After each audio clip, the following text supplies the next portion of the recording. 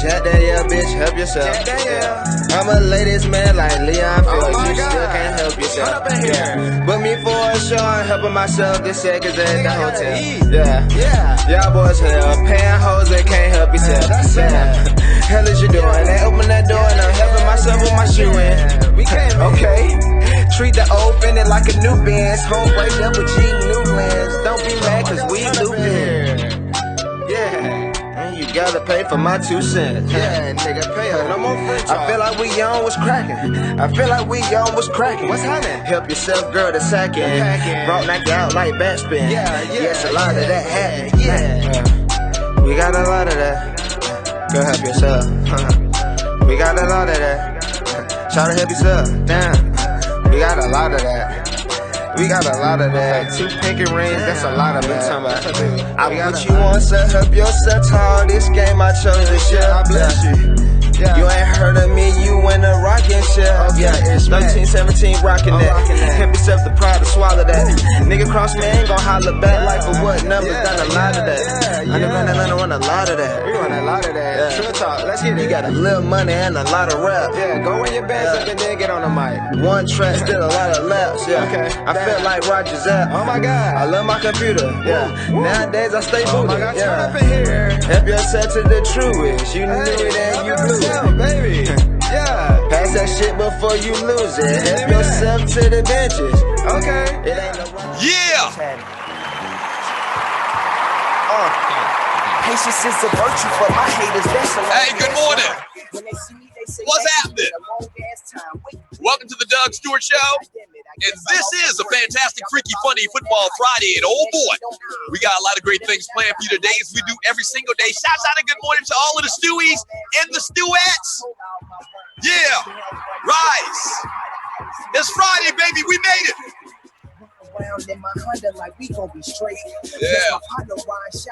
Yeah. So you hear him in the background right now.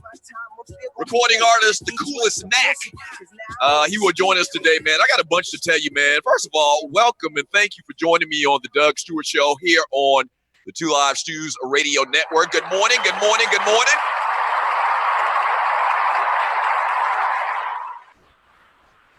On this Friday the 13th, a lot we got to get into today, man. First of all, if you're new to the show, thank you for tuning in. If this is your first time listening and watching the show, we do this normally on Monday through Thursday from 10 a.m. to 1 p.m.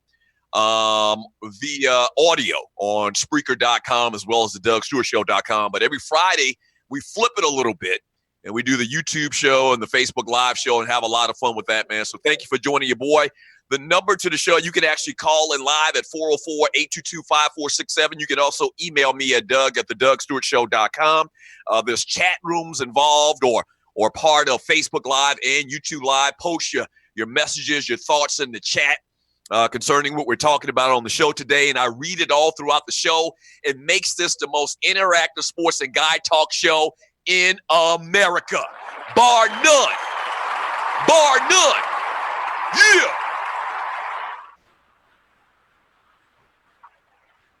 All right, so let me tell you what we got lined up for you today, man. We're going to talk about the sports. We'll talk about last night's Thursday night football game, which is a pretty damn good game. The latest on Ezekiel Elliott, I'm sure you've heard. I'll give you some commentary on that. We'll talk about Jerry Jones, the shyster.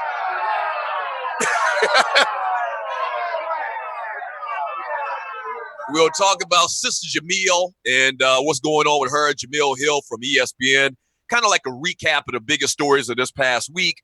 And we got some great guests for you. We're going to talk to Jerome Solomon, who's a beat writer for the Houston Texans, for the Houston Chronicle, about the Texans and in particular about Deshaun Watson, Georgia boy, Clemson quarterback Deshaun Watson today on the show.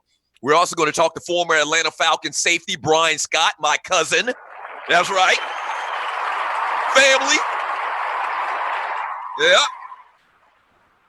Find out what he's got going on. Bryan is very talented, man. This dude plays instruments. He can sing. He's just not a football player. Very talented dude, man. So we're going to talk to Bryan Scott, catch up with him, find out what he's got going on. We're also going to talk to, as I said a little bit earlier when we first came onto the show, we're going to talk to this guy right here, man. He calls himself the Coolest Mac. This guy right here is, there we go. There he goes, the TheCoolisMac, recording artist, young cat right here from Decatur, actually living now in California, chasing that dream of the recording industry. So we're going to talk to the TheCoolisMac a little bit later today on the show, and then we're going to finish up everything today and talking to comedian Big Sean, the funny part of the Funny Friday. Comedian Big Sean, straight out of Detroit. Not the rapper Big Sean, but the laughing guy, the guy that's going to make you laugh. Big Sean from Detroit. All right? Oh, we got a ton to get into. All right, so a couple of little side things that we're going to do today as well. Every Friday, if you listen to the Doug Stewart Show, you know we do this every Friday. Every Friday, we give out an award to the Buster of the Week in sports, entertainment, and beyond. This week, your nominees are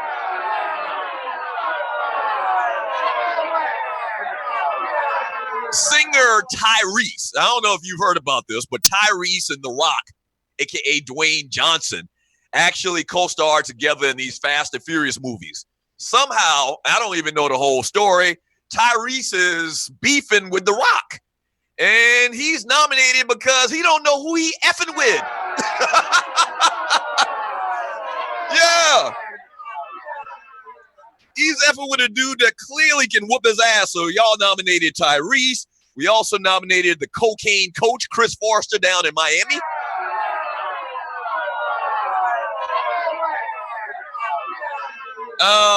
If you didn't know, if you've been under a rock and haven't seen this story, Chris Forrester, offensive line coach for the Miami Dolphins, videotaped himself snorting cocaino. That's right. And sent it to a hooker. I think she's a hooker. She's a hooker, right? I don't think she's a dancer. I think she's a hooker. We're going to talk about here in a second. But he was so in love with the cocoa.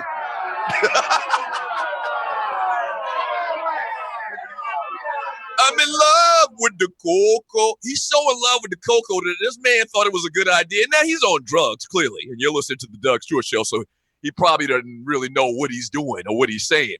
But this dude was so in love with the cocoa that he sent this young lady a video of himself snorting cocaine. I don't know what that has to do with love. I just thought about it. I don't understand snorting a couple of big-ass lines of cocaine has to do with love and professing your love, but he thought it was cool, so that's why he's nominated. And we're nominating the young lady that he sent the video to, Miss Joanna Nodge. Why are we nominating her? Because she broke hooker law.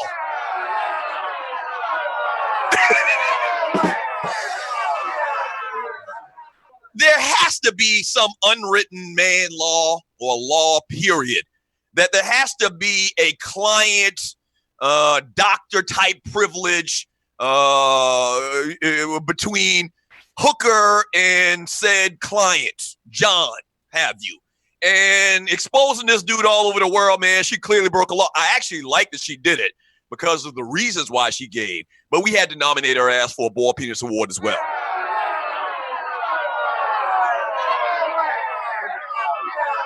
You also nominated the Boy Scouts of America. If you haven't heard, the Boy Scouts are now going to allow girls to be a part of their organizations. So you nominated the Boy Scouts because now girls are, in effect, boys in 2017. I don't get it. Y'all nominated them, not me. Mike Ditka for saying that there's not been oppression to black people in the last 100 years.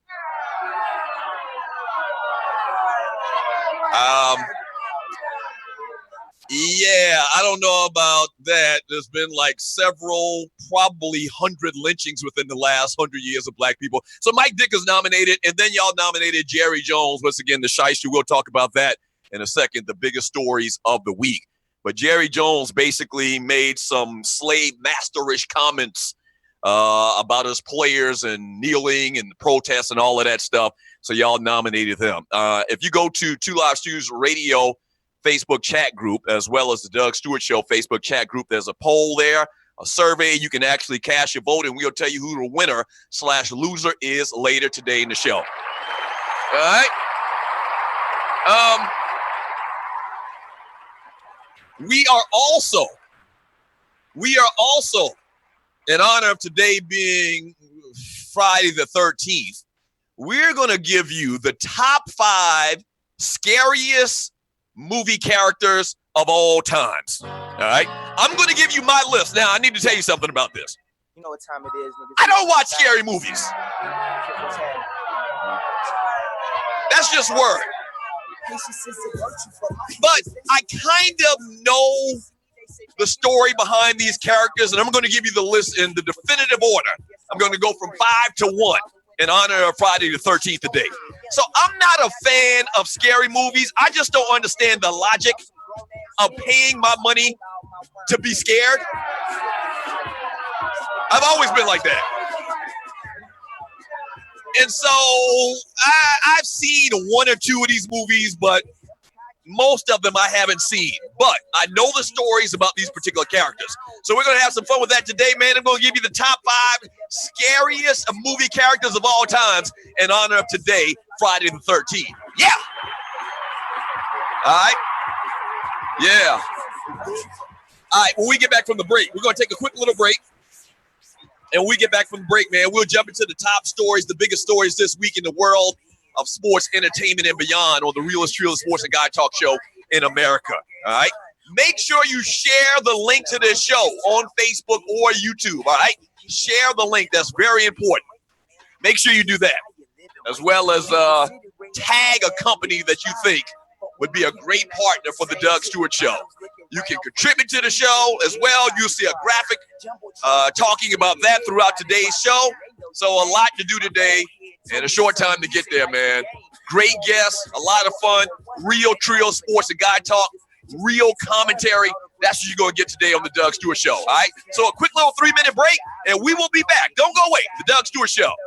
Because mama hate the street side. Keep going back in there.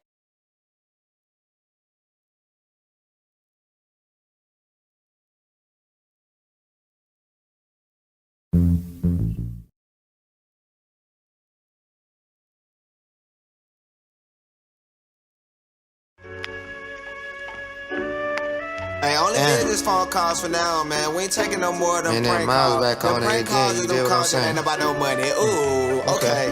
Yeah, Decatur. This Nike on me, nigga. Shit. My days filled with Jack Danielle and fast living. Let's light up. Gotta say you this pimpin', this God So given. not told, okay. 45 on point 3. Is you rhyme with him? Is you rhyme with him? Oh my God, turn up in here. Tryna determine my position, that ain't your decision. No. It's all on the board right here. I got the vision. It's Mac. 1317 and God, my religion. Okay, all day. You can't see it on me now, but I keep some ammunition. Okay. Hit them where it hurt and they turn so defensive. Ooh, they hurt. Hit me by the verse and it got so expensive. Where's that Used check? to rap for fun back then, that's the difference. Girl, you gotta damn near fuck to get a mention. You got a man, I got a reason to forget her. Number 1 player, yeah, I'm winning in that division. If it's up to me, I'm running that check up then division. I'm undefeated. You wasn't holding the cater down like you mentioned. Had to put it all on me. Me and Q pulled out the pots trying to hold that lead.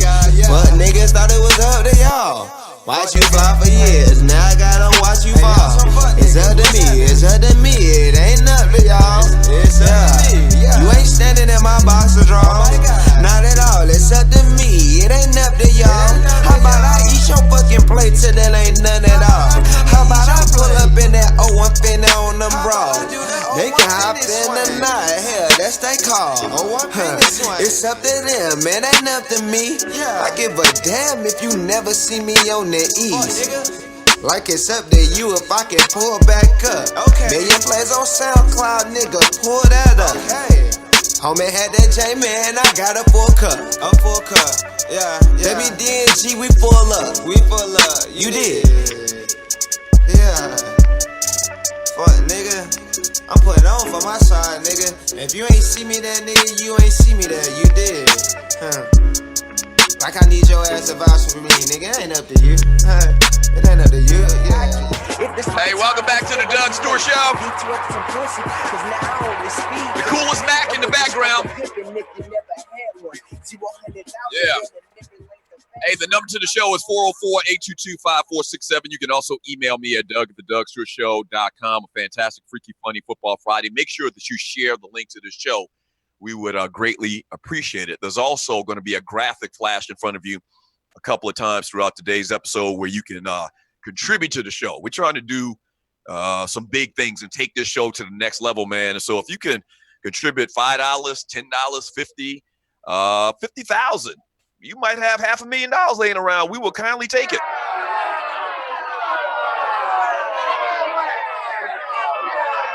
True story, man. We will definitely take it, man. So we would appreciate that. But make sure that you share the link to the show. And if you're a company out there, you like to advertise with the Doug Stewart Show, email me at Doug@TheDougStewartShow.com. We'll send you a rate sheet and tell you exactly what it takes to be a part of the show. And we're talking about social media as well on the show, graphics. So you get a bunch of coverage if you advertise with the Doug Stewart Show. All right.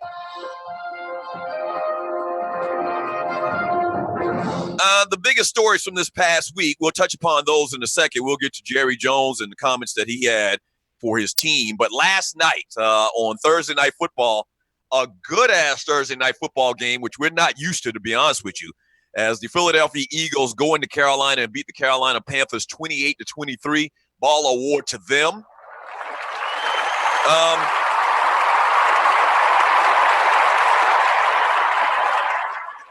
Carson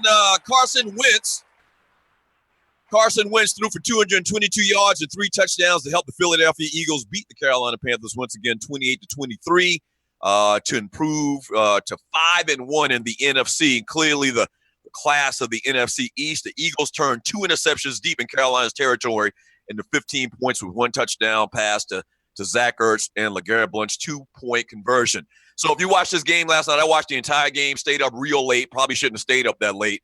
The Eagles basically, they benefited from some terrible turnovers, as I just talked about, deep in their territory.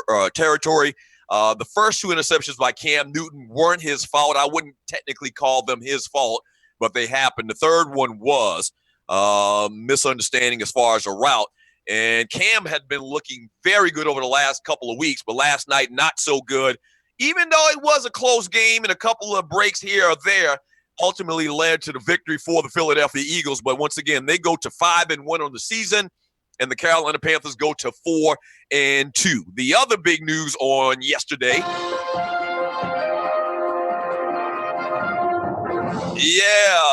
a court clears way for NFL's 6-game suspension of Dallas Cowboys running back Ezekiel Elliott.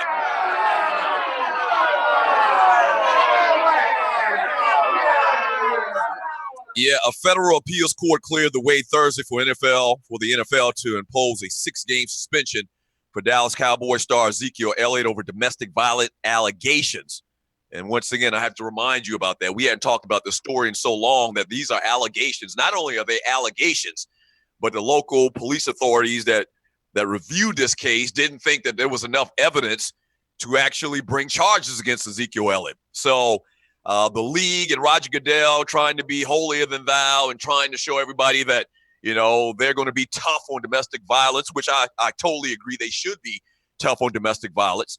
Without any proof at all, suspended Ezekiel Elliott. Now, I'm not a Dallas Cowboy fan even, but I'm a fan of right and wrong. And there was no evidence that the police, the people that are actually in charge of investigating and trying these types of cases, that's what we actually pay them for. Our taxpayer money goes to the police. The police didn't think there was enough evidence to charge Ezekiel Elliott, so I find that real strange. So the league tried to suspend him. He appealed it and won the appeal, and now the NFL actually seeks an appeal, and they get the injunction and actually are able now to suspend him. So the Cowboys are on bye this week. They're on bye this week, and so they won't play until next week, but the suspension will start next week for Ezekiel Elliott. 6 games. And in the 5 games that he played for the Cowboys this year, they went 2-3 in those games. So really not a good deal for them. You might even say that they probably should have let him just go ahead and serve out the extension or the suspension early in the year and just get it out of the way. But they chose not to do that. They tried to fight, and it somewhat backfired on them. The other big story from this week, in the world of sports entertainment and beyond. Speaking of Dallas, the Dallas Cowboys owner, Jerry Jones, with some very slave master-ish comments. Yeah.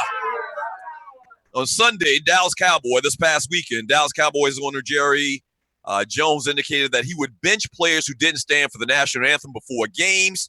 The move was applauded on Monday night by President Donald Trump, who tweeted a big salute to Jerry Jones, owner of the Cowboys, who will bench players who disrespect our flag, stand for our anthem, or sit for the game. Once again, if you've never watched the show before and you're listening and watching the Doug Stewart Show, I've talked about this and have to remind people over and over and over and over again. They done told y'all 11 times there's no disrespect to the military or to the flag.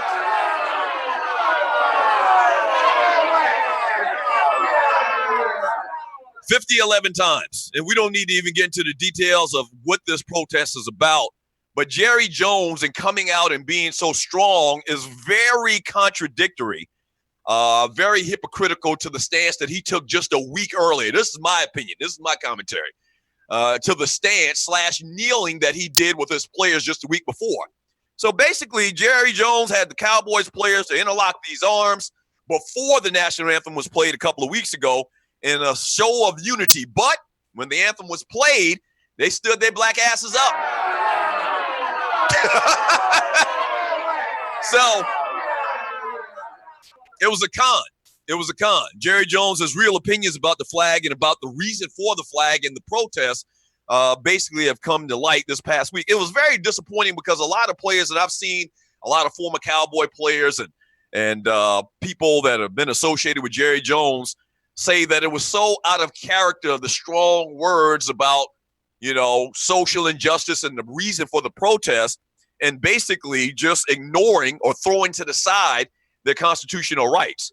Like, there's nothing in the rule book. There's nothing in the bylaws. There's nothing in the agreement between the players union and the NFL that they have to stand. As a matter of fact, it says they should stand. They should stand. So it's not a good look, especially in a league.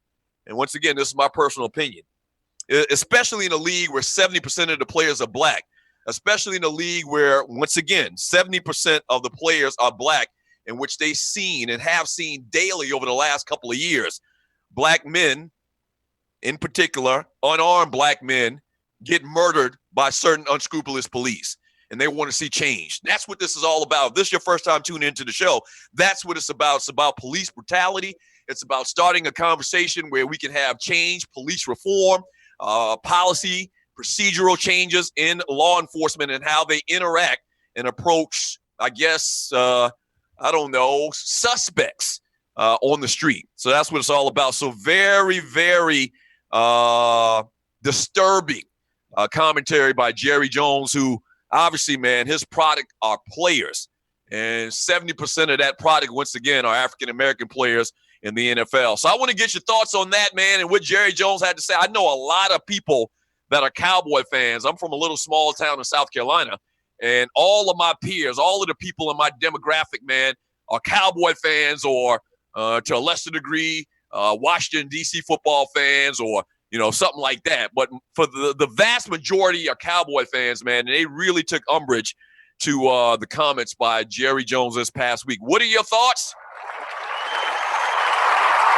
What are your thoughts?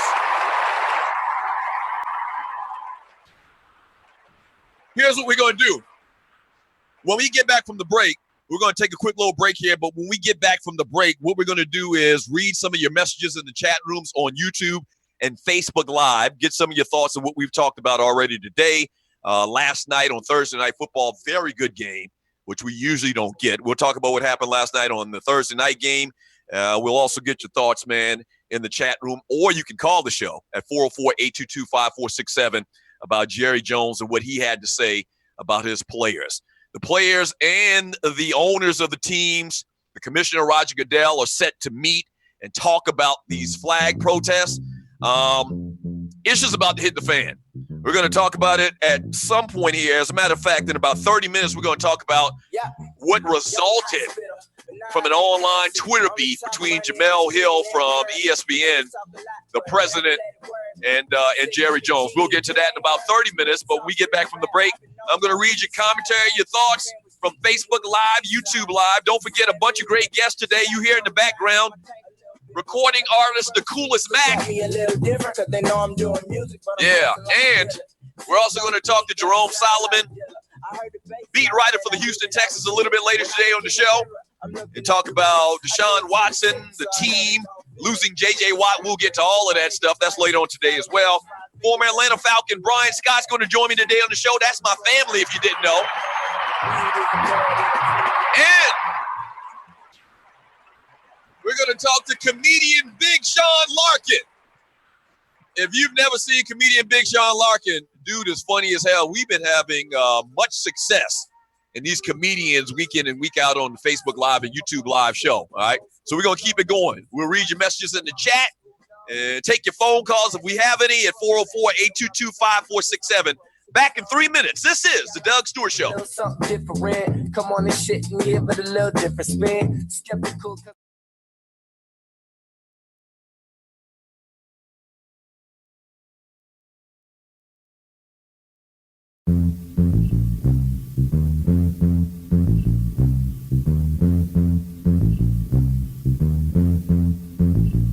Yeah, young hot spitter, but nah, it ain't currency. I only talk money and I'm spitting that currently. Haters talk a lot, but I never let it worry me. Key said keep it G and you ain't heard. Real talk, real rap, I've been known on the east side. Back when the fan was yeeting with they peace signs. Still the same little nickel, just got a gold chain and my chain a little bigger. And people from the city look at me a little different, cause they know I'm doing music, but I'm dressing like a dealer.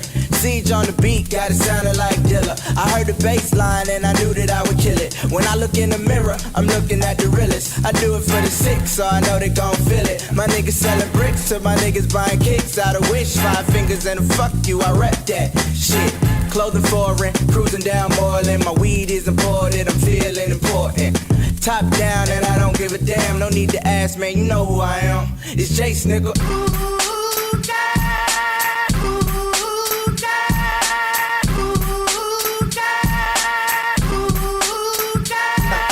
Came up on this shit with the old school flow. Never listen to my teachers, let my old school know. I'm so glad that I sit fuck class with no rubbers under covers. I'm a Pro Tools hoe.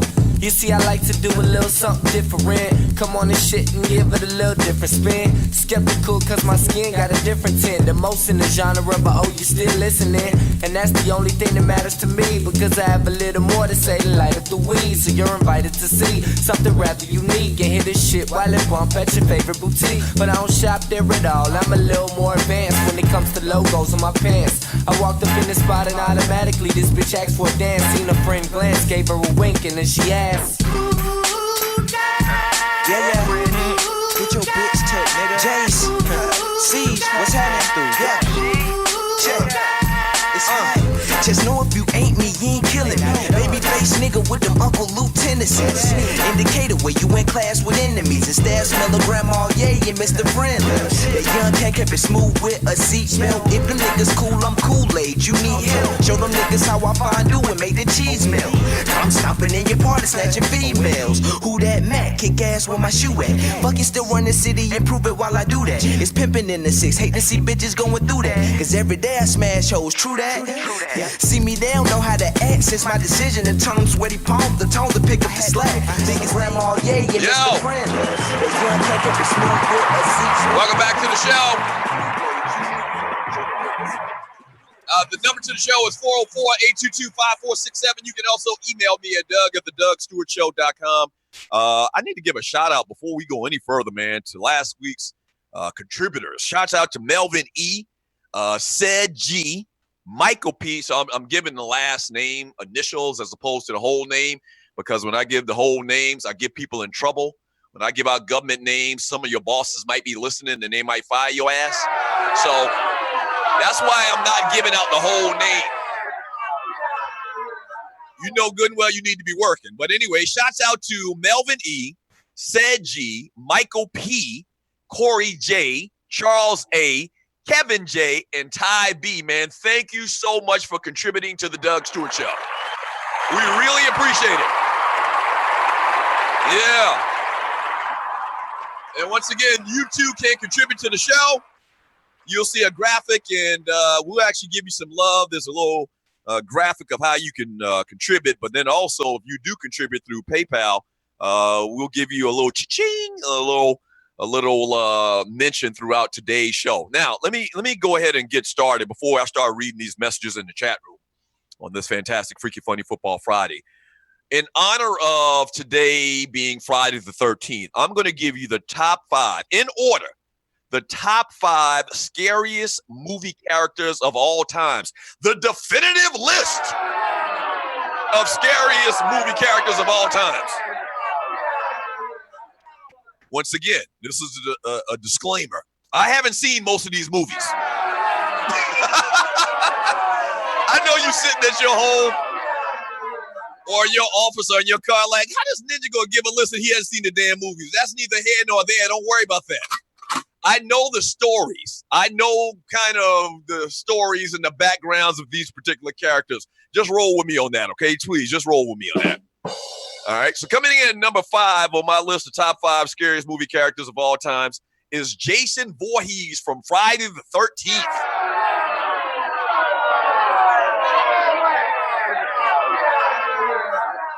Again, I have never seen this movie, but I know the premise of the whole thing.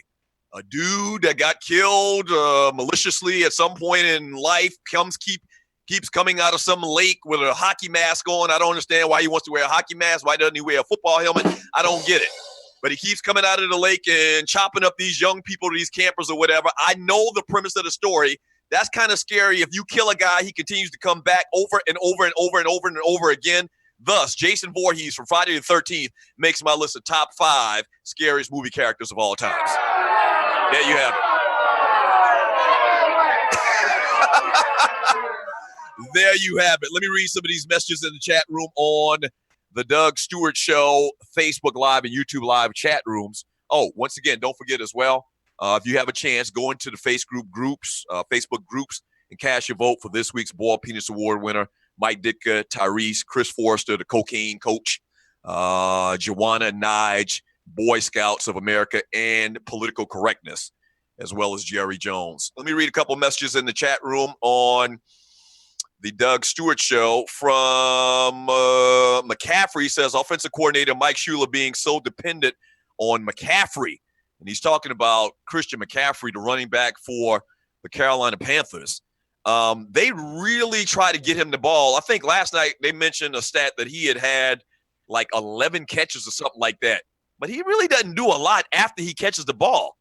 I mean, I guess technically he's a weapon because he can, catch the ball and he has all of these great measurables or whatever, man, all of his speed and his quickness or whatever. But it hadn't really transferred to the field.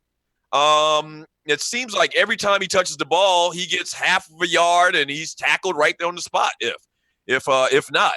And I was a real critical detractor in Christian McCaffrey coming out of college, man, because I always felt like the guy was no more than the third down back, utility back, a changer back, whatever you want to call him. He wasn't an every down running back coming out of college, and I thought that he was drafted way too high. Time will tell. It's very early in his career, but as of right now, it looks like that I'm probably on top of it as far as my prognostication of Christian McCaffrey. But they do try to get him the ball a ton. When they need to get yards, when they need to give the ball to a running back in between the tackles, they give it to Jonathan Stewart. From Big L, he says, police injustice is real and America is justified afterwards. BS. I text from here because, or actually, let me see. From Ronald C. says that ninja tried to tell us about Carolina's offensive coordinator, Mike Shula. Another guy talking about Mike Shula. You're listening to the Doug Stewart Show. So, yeah, a lot of commentary about that. When I hear Jerry Jones go crazy like that, man, it makes me reconsider being a Cowboy fan. I have heard so many people, and that's from Z. I have heard so many people over the last couple of days that, once again, are lifelong Dallas Cowboy fans from the very beginning of time. And we're talking about dudes in their 40s, dudes late 40s, early 40s, once again, during the era where the Dallas Cowboys were dominant. you know, during the 90s, during the 80s, during the late 70s, as a matter of fact, as well, basically saying that they're disowning the Dallas Cowboys and Jerry Jones, and that if he were to suspend some of these players, that they're going to boycott and not, you know, be Cowboy fans, I guess, going forward. And my whole thing on that, man, is Jerry Jones ain't stupid. You know, I think Jerry Jones is bluffing. I would love to see these players pull his card, call his bluff. I would love to see Dak Prescott or Ezekiel Elliott. He can't really do it this week because his ass is suspended. But I'd love to see Dez Bryant, some of the bigger players on the defense, pull Jerry Jones's card, call his bluff, and protest. You know, not only is it a fair and right and just thing that they're protesting it once again, but I want to see them pull Jerry Jones's card. I want to see what he's going to do, because I believe that Jerry Jones wants to win at all costs. And his claim is that you protest, you kneel for the flag, which, once again, we've heard many military people say that kneeling is not disrespectful to the flag. Actually, that's why Colin Kaepernick started doing that. He originally he was sitting, and then he was talked to by a veteran from our military and say, why don't we come to, you know, basically an agreement that you'll kneel? And thus he started kneeling. I want to see if Jerry Jones sacrifices losing a football game because of this promise that he made to his players. I don't think it's going to happen. I mean, at the end of the day, Jerry wants to win. Jerry will do anything to win. Jerry Jones will do anything to win football games. And the Dallas Cowboys have been such a bad team for so long, even under the Tony Romo years, that they're at the point right now where they have the ability. They got a bunch of young guys where they can turn things around and become viable in the NFL now. The Cowboys hadn't done a lot since the mid-90s. And now that they're back, if one of these guys were to call Jerry's bluff and kneel for the anthem, I want to see exactly what happens. I want to see if he makes that call to Jason Garrett and tell him, go ahead and sit Dak Prescott, the quarterback, or go ahead and sit Ezekiel Elliott or Dez Bryant or one of the big-name guys on that team. I don't think that'll happen. We'll see. Once again, I think very soon, probably this weekend, because of the threats made by Jerry Jones, probably something's going to happen major this week. We've already talked about how the league and the players union are going to get together and talk about and try to come to some type of understanding of each other's side of the story and of the conversation. So we'll see definitely what's going on with that. 404-822-5467. You can also email me at Doug at thedougstewartshow.com. From Alterio Quintario. He says, Jason number 5, hell no, he should be number 1. He had me scared to go to the bathroom at night as a kid, so y'all know the rest. He didn't have me that scared because I've never seen the damn movie. I know the story. Listen, I'm being honest. I know the story, but he didn't make me that scared because I'm not going to pay money to be scared. One of the mysteries of life, and you're listening to the Doug Stewart Show, like, to me, and I guess I'm just practical. I don't spend a lot. Even if I had a lot of money, which I don't, even if I had a lot of money, I wouldn't spend a lot of money. Even if I had a lot of money, I wouldn't buy a bunch of fancy things, I don't think. I might buy a Bentley or something like that. But then after that, I'm not going to, frivolously spend my money. So I'm very practical in a lot of things. And practical to me is life is short. Every minute of your life is precious. Why would you spend 30, 45, an hour and 30 minutes being scared? Not just being scared, but paying the movie theater to scare you. Never understood it. Never understood it. Even as a little boy, I talked about this yesterday on the show, and you're listening to the Doug Stewart Show. I talked about this yesterday, how the only scary movie that one of the only scary movies that I have seen was Aliens, back in like 1979, I believe it was, when the movie came out. And I got conned into going to see that as a 10-year-old. And I think I've been scarred ever since. And so ever since then, I made a vow that I'll never pay my money for somebody else to scare me on purpose. Yeah. Not going to happen. So you're going to get a list from the perspective of a dude that's really never seen these movies. I've seen one of them, but that's neither here nor there. All right? That's neither here nor there. All right, when we get back from the break. Yeah. When we get back from the break, we're going to talk about Sister Jamil. If you haven't heard Jamil Hill, man, she did it again. But I got a theory. I got a theory on what I think is going on with Jamil Hill and ESPN that a lot of people in national media, I think, have missed. All right, so we'll talk about that coming up next on the Doug Stewart Show. Following Jamil talk, we'll talk to Jerome Solomon, Houston Chronicle beat writer for the Texans. Get his thoughts on the team, on their quarterback, Deshaun Watson. And then following Jerome Solomon, we'll talk to former Atlanta Falcons safety Bryan Scott. But Jamil Hill talk coming up next. Continue to post your thoughts in the chat room on Facebook Live and YouTube Live. This is the Doug Stewart Show. Your fucking plate till there ain't none at all. How about I pull up in that 01?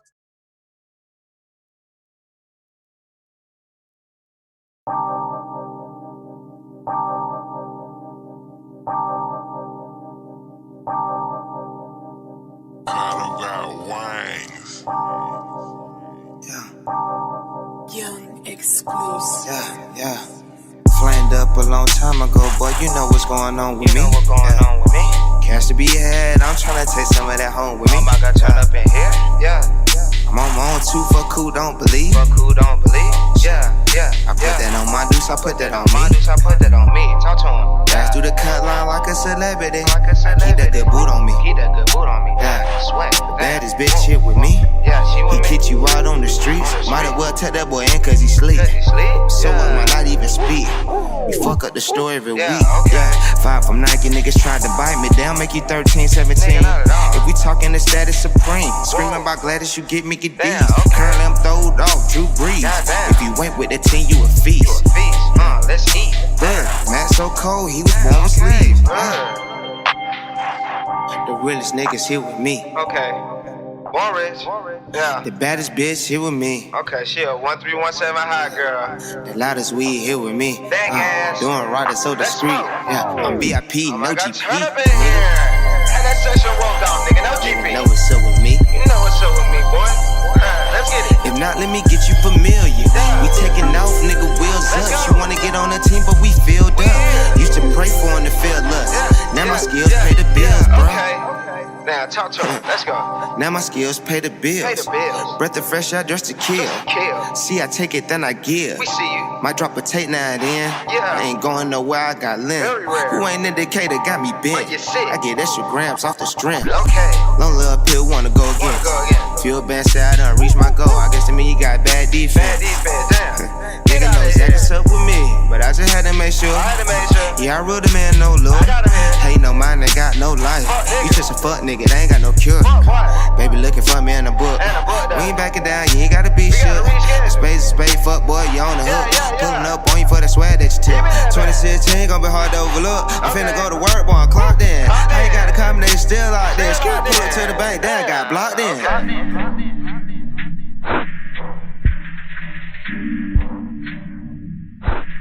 Damn, got blocked in.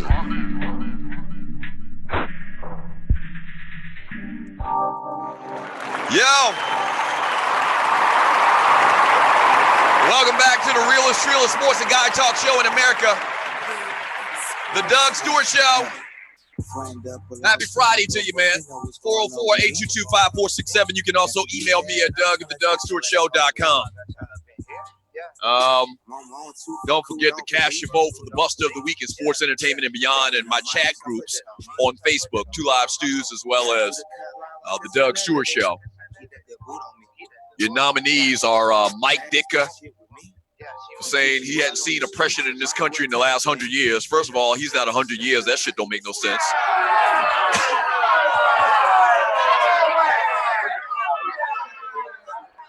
I haven't seen oppression in this country in the last 100 years. Man, you ain't but 70, maybe 75. What about the last or the first 25 years? You weren't even around to say some dumb shit like that. Tyrese for beefing with a dude that clearly will whoop his ass. The Rock. Can you smell You don't want to grab The Rock. I'm not going to say it out loud, man, but The Rock is so ripped to shreds, man. This dude, I wouldn't doubt that if he was on something extra. Let's just put it like that. I don't want to defame the guy or whatever, man, but this dude is just, he's a monster. And Tyrese is every bit of, I don't know, probably 170 pounds. An R&B dude, he don't want none of that. Chris Forrester, the cocaine coach, has been nominated. For some reason, he thought it was a good idea to videotape himself doing cocaino and sent it to a hooker. And she actually put it out for the world to consume. Speaking of which, Joanna Nige has been nominated for breaking patient-doctor privilege between her and Chris Forrester. There's rules to this shit. From what I understand, there's rules to this game. From what I understand, between a hooker and her John. And she broke that law. So we nominated her. Boy Scouts of America for, in effect, saying that girls are now boys.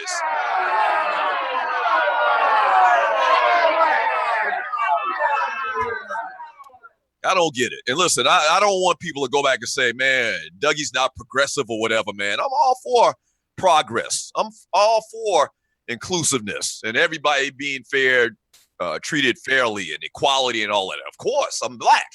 Of course. But one's a boy and one's a girl. Like, it almost feels like that in 2017 that they're just trying to just totally alleviate gender. It's not going to happen.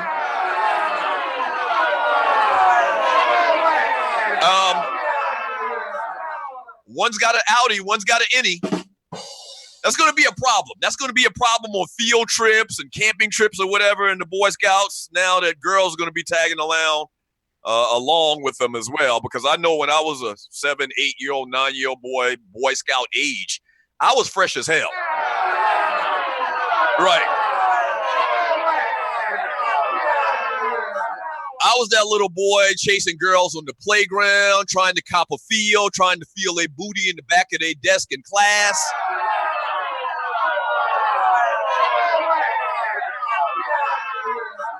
I couldn't have been a Boy Scout, man, and go on camping trips with girls in 2017. That shit wouldn't work. And you also nominated Jerry Jones for shysted, being shysty to his players, man, and telling them they have to stand or else. All right, so those are your nominees. Go and cast your votes. I'm also giving you the top 5. I was going to say funny. The top 5 most scary characters in movie history. All right, so number 5 on my list today is Friday the 13th. Number 5 on my list is Jason Voorhees. You kill him, he keeps coming back. Coming up at number 4 on my list is Freddy Krueger. Yeah. First of all, his face is burned off. That's a problem. A guy with a burnt off face is a problem. A guy with these hand/fingers with blades on them is a problem as well. I've never seen this movie once again. Hey, it is what it is. I'm trying to do something entertaining for Friday on Friday the 13th. I've never seen the damn movie. I know the premise. You go to sleep. He comes from nowhere. He kills you in your dreams. He actually kills you in real life. I get it. I understand. That's kind of scary to me. A little bit more scary than Jason Voorhees. Thus, number 4 on my list is Freddy Krueger. There you have it. What?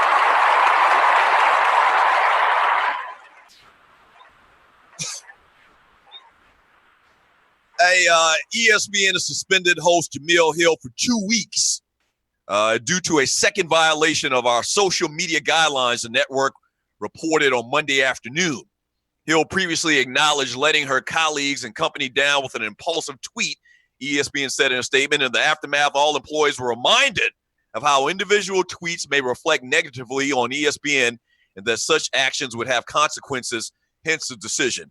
And so if you don't know what happened, and you're listening to The Doug Stewart Show and The Doug Stewart Show on Facebook Live and YouTube Live, Jamil Hill was warned a couple of weeks ago earlier. She was warned to stop this, man. It's not a good look. We're in bed with the NFL.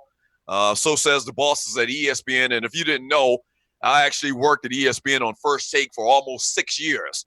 Every other week for like 6 years, me and my brother, the 2 Live Stews. And so I know how it works around there. So they reprimanded her. It's like, listen, cut it out.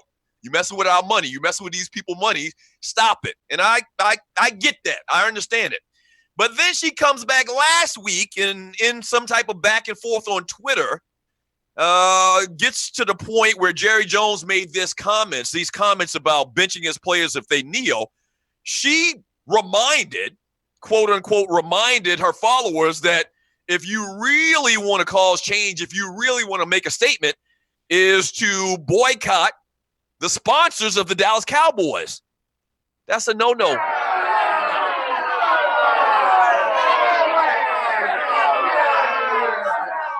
You can't play with these white folks' money, man. You can't do it. Once again, the NFL and the ESPN have a deal. They are in bed together.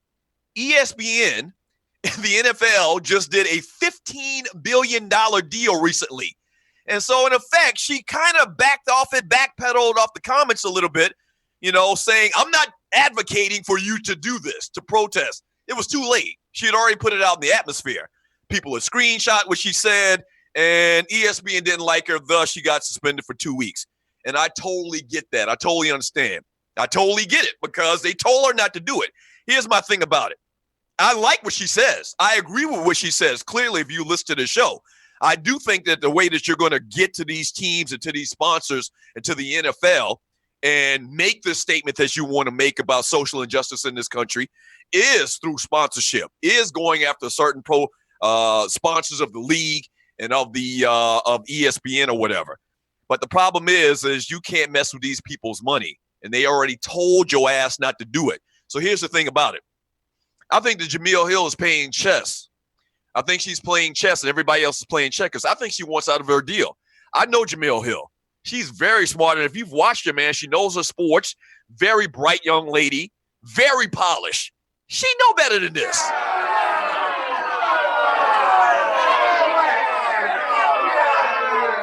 She knows a whole lot better to do what she did this past week, ultimately getting her suspended for 2 weeks. So here's the thing about it. I think two things are going on. Once again, I think she is playing chess when everybody else is playing checkers. I think she wants to get out of her deal.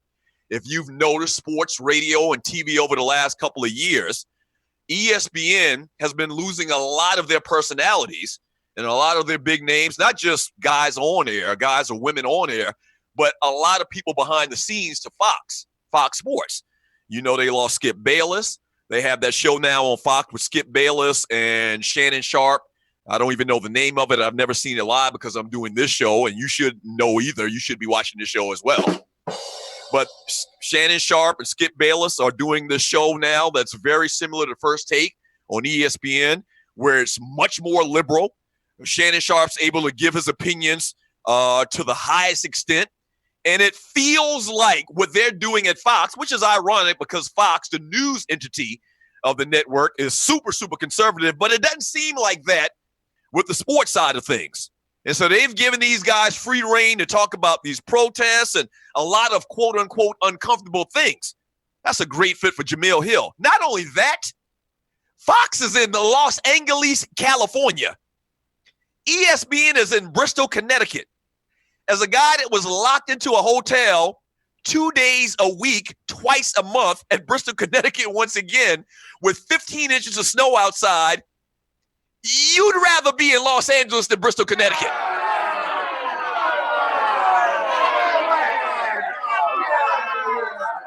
So it makes sense. If she can get out of this deal, they're riding her back like the hag up there at ESPN. If she can get out of this deal, go to a place where she'll be more welcome, then she wins. She wins. I just don't believe that she was that dumb or is that dumb to go back and touch upon that subject again after she was reprimanded the first time. And the other thing that I think may be in play here with Jemele Hill is she might be trying to get out of the deal because she feels like she has an incredible opportunity at a lucrative lawsuit against the company. Because there's a lot of ambiguity as far as what she can do and what she can't do and say on her personal social media platforms. Who was it? Judge Mathis, the TV judge. He's a real judge. I know it's crazy. I'm reflecting and getting commentary from a TV judge, but he's a real judge. And he made some comments last week that he thinks Jemele Hill has a solid case if she were wanting to sue ESPN. So I think that's it. I think it's one or two things. I think she wants to get out of her deal, possibly to go to Fox or whatever other competing network, maybe in a better deal, a better rate, more pay or whatever. And I think also on the table as well, possibly for Jemele Hill, is a lawsuit. I do. And I think she could fit into any one of those different scenarios. I just don't think she's that dumb. I know she's not that dumb to follow up with the commentary the first time around and do it the second time around, knowing that them people done told her, don't do that shit. All right? That's what I think. What are your thoughts? 404-822-5467 is the number to the show. You can also email me at Doug@TheDougStewartShow.com. We're going to take a quick little break. When we get back, we'll read more of your messages in the chat room. We'll take your phone calls at 404-822-5467. All right? And you can email me at Doug@TheDougStewartShow.com. Yeah. Bunch of great guests coming up, man. In about 20 minutes, we're going to talk to Jerome Solomon from the Houston Chronicle talking about Houston Texans football. We'll also talk to former Atlanta Falcons safety Bryan Scott, music artist TheCoolisMac, in which you hear right now behind me. Yeah. And then at the end of the day's show, we're going to talk to comedian extraordinaire Big Sean. All right? Should be real good. Chat, phone calls, coming up next, The Doug Stewart Show. I go to NJQ in brand new shoes. Yes, boy.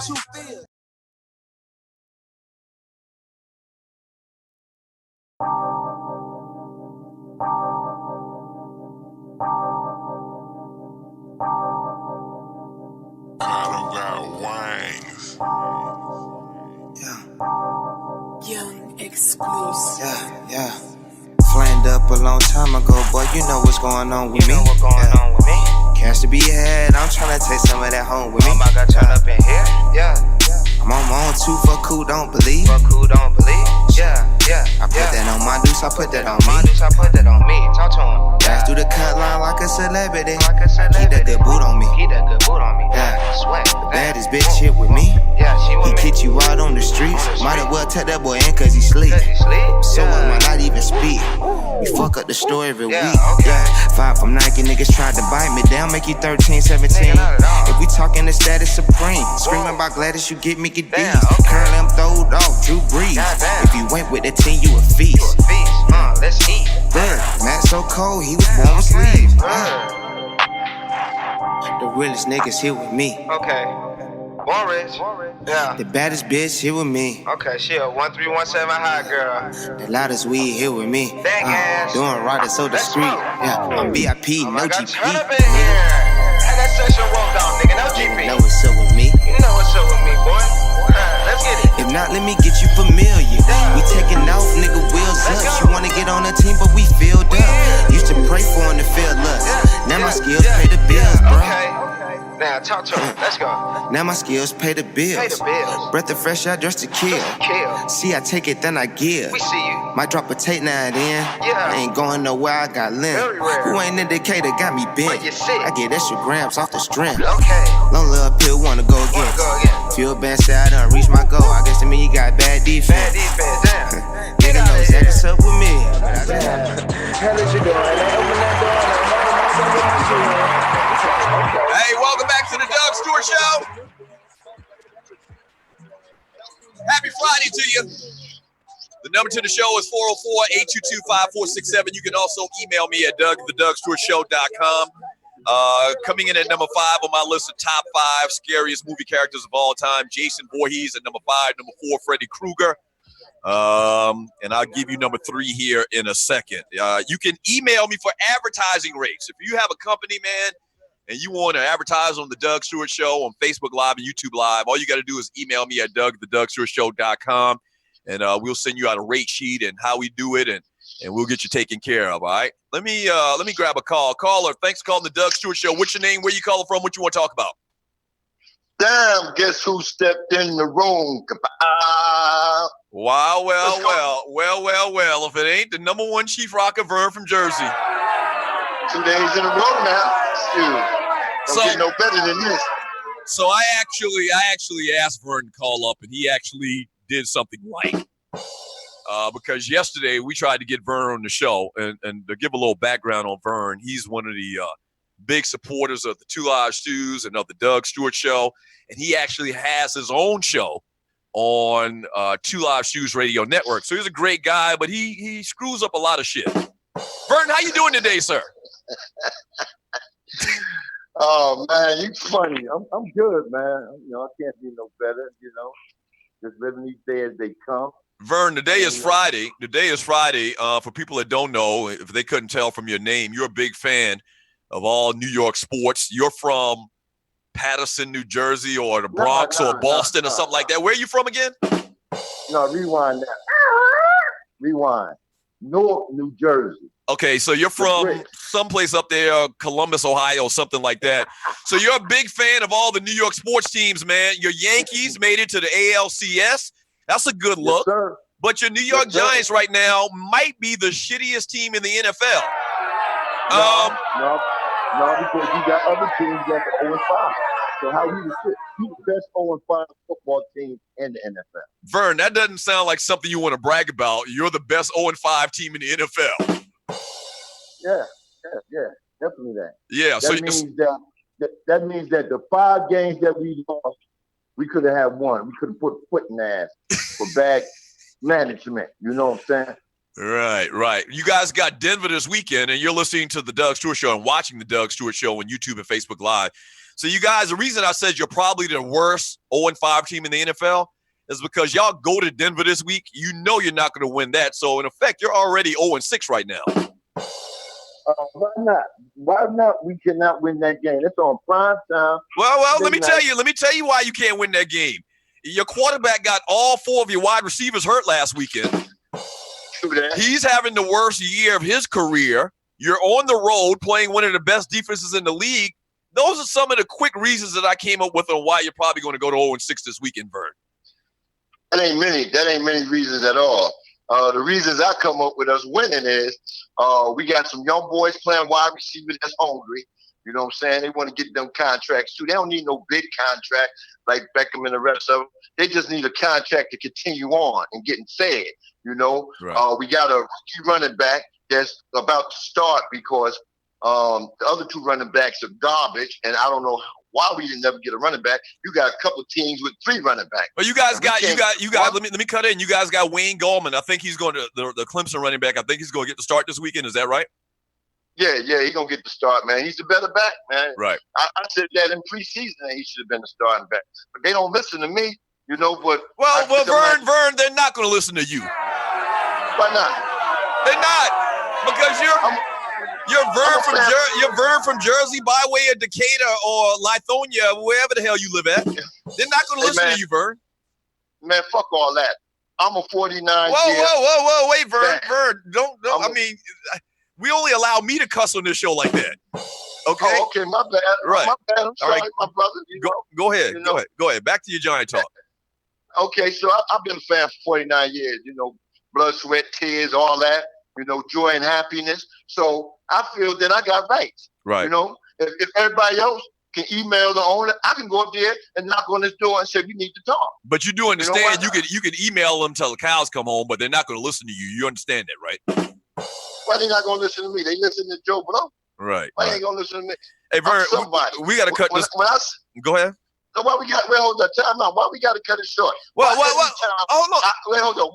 Why every time I get on the radio, right, and I'm a triple platinum, double platinum status dog, you know what I'm saying, for the days, why when I get on the radio, right, I got to get shot off, and you got all these rookies, these here greenhorns come on there and talk to you, and you be all nice and diddly them.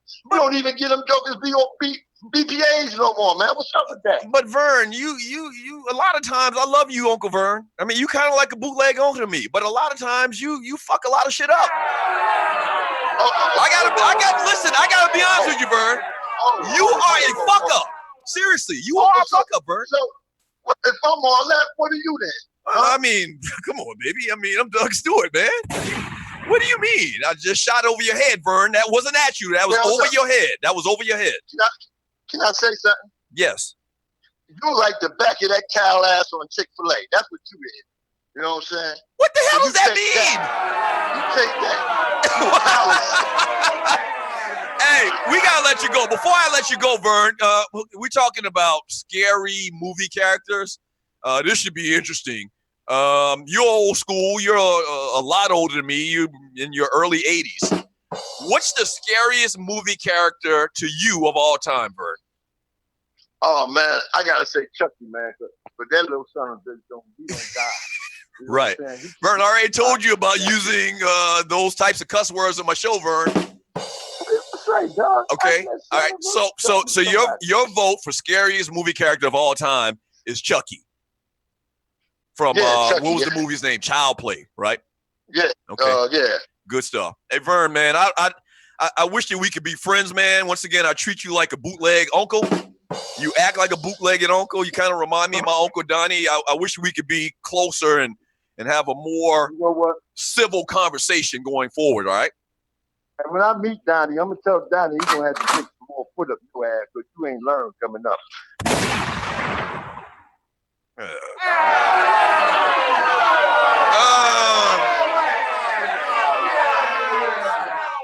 He's really a good guy, man. He just don't know better.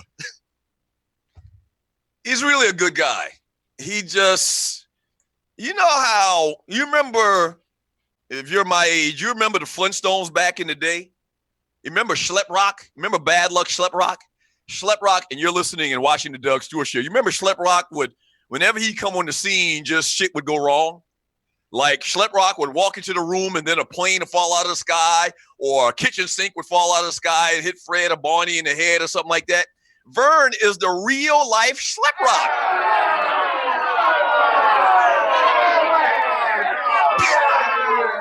And you're watching the Doug Stewart Show. We actually used to do this thing with the Stews back in the day where we took nominations and we voted on different categories for the listeners at the end of the year. And so every year we used to have this category called the most obnoxious, aggravating listener of the year. Vern won it like 9 times in a row. Hey,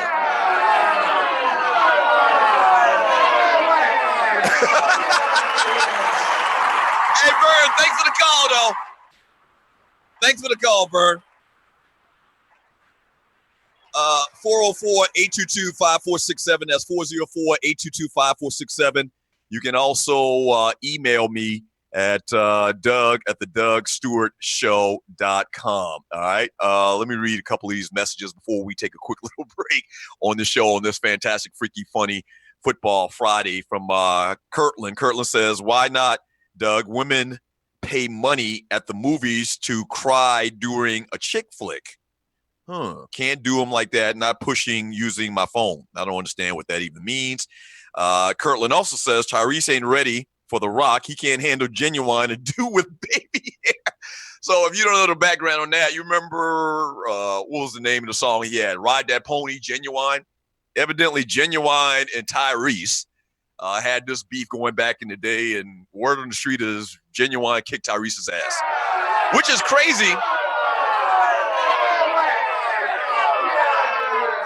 Which is crazy because Tyrese is from Compton or something like that. He's from Watts or one of those tough places where they got gangs and all like that. But he's a little fella and he sings R&B. He don't want none of The Rock. I mean, I know wrestling is fake, and you're listening to the Doug Stewart Show and watching the Doug Stewart Show. I know wrestling, and I did say wrestling with an A. All right, there's a difference. I mean, that competition stuff that they do in the Olympics and in high school or whatever, that's wrestling. What I'm talking about is the Nature Boy Ric Flair, the American Dream, Dusty Rhodes. That is wrestling.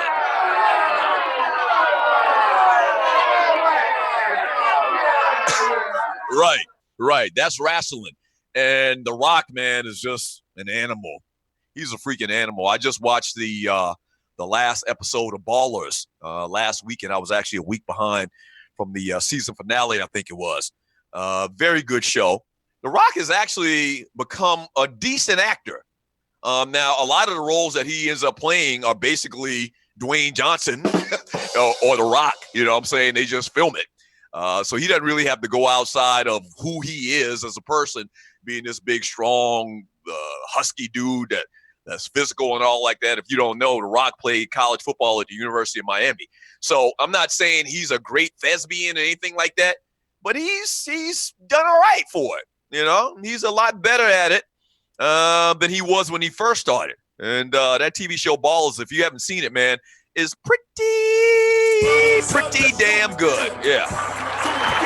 Hey. All right. When we get back from the break, when we get back from the break, we are going to we're set to talk to Jerome Solomon, beat writer for the Houston Texans, man. I wanted to have Jerome on, writes for the Houston Chronicle. I wanted to have him on to talk about the Texans, obviously, but in particular, Deshaun Watson, who is off to, I think, a phenomenal start. How excited that city has to be. You're talking about a team that, if they had a quarterback last year, may have been able to beat the New England Patriots. So I like Deshaun Watson. I like what he's done thus far. So we're going to talk to Jerome Solomon, get his thoughts on the team, J.J. Watt done for the year, as well as Deshaun Watson and the perspective from somebody that lives there and reports on this team day to day. All right. Coming up after him, we'll talk to former Falcon Bryan Scott on the Doug Stewart Show. My family. Yeah. That should be good. Later on, music artist TheCoolisMac, as well as we're going to finish up today with comedian Big Sean. All right, so stay tuned, man. A lot to get to. Coming up today on the Doug Stewart Show. Don't go away. Back in 3 minutes. Sometimes we win, sometimes we learn. That miles, what to do, boy? You know, this light work right here. Do this with my eyes closed. Yeah, okay. Too much to manage, and I'm sharp like Shannon. I'm guilty of doing some damage. They wanna play, they wanna scramble. Too much to manage, flow nasty like Janet. I'm with the chips like a sandwich. They wanna play, they wanna scramble. Yeah, you full of them schemes and them antics. Do it for Atlanta like I'm straight up out the attic. Me and TD hit the city, cause damage. Me and TD being square, y'all land. Me and Q Wim hit the store and cause damage. Keep them bands close like a family, man. Need a cup with ice like Stanley, man. And we on a couple, I hope fucking with me. What's your plan, C, man? We ain't taking no disrespect or being indirect. If you boys feeling foggy, we dissect. Now we was finished, but not yet, yeah. We here. Streets first, then the net. I'm on the highway with Al Green. Can you handle it? No need for raps, that bitch. I've been doing damage. Starting for his fire, cause my motherfucking cabinet. Passing L's down like I got grandkids. You finna hear some damage. You finna hear some damage. I'm passing L's down like I got grandkids, nigga. You finna hear some damage. You finna hear some damage. Oh, y'all niggas hurt now. I'm sure we can't afford the bandage. Okay, I'm too much to manage, and I'm sharp like Shannon. I'm guilty of doing some damage. They wanna play, they wanna scrimmage. Too much to manage, flow nasty like Janet. With the chips like a sandwich. They wanna play, they wanna scrimmage. How you get here, boy? I did it on my own. Is you round infinite? Yeah, I ain't got it on chrome. Right, that shit don't start, yeah, I'm straight off the block. Decatur where we hot, yeah, Decatur now we hot, yeah. Two picket range, yeah, I'm in a player thing. Put your number in my iPhone, we can link, yeah. Only if you in a business handling. You wanna play for 13-17, your team left you abandoned. Come join the squad. Niggas cracked the dough when we ran in. Coach Cat got the packy out, lawn damage. Oh my God. We out like them tricks, you getting fancy. Tryna keep my cool, but I'm getting a little antsy. I got my accounts like my Lansky. I say the word and pay your damage. Okay, I'll let you know. I heard they fucking with me and they can't be. Cause I'm too much to manage, yeah. Too much to manage, and I'm sharp like Shannon. I'm guilty of doing some damage. They wanna play, they wanna scrimmage, yeah. Too much to manage, flow nasty like Janet. I'm with the chips like a sandwich. They wanna play, they wanna scrimmage, man. Slight work.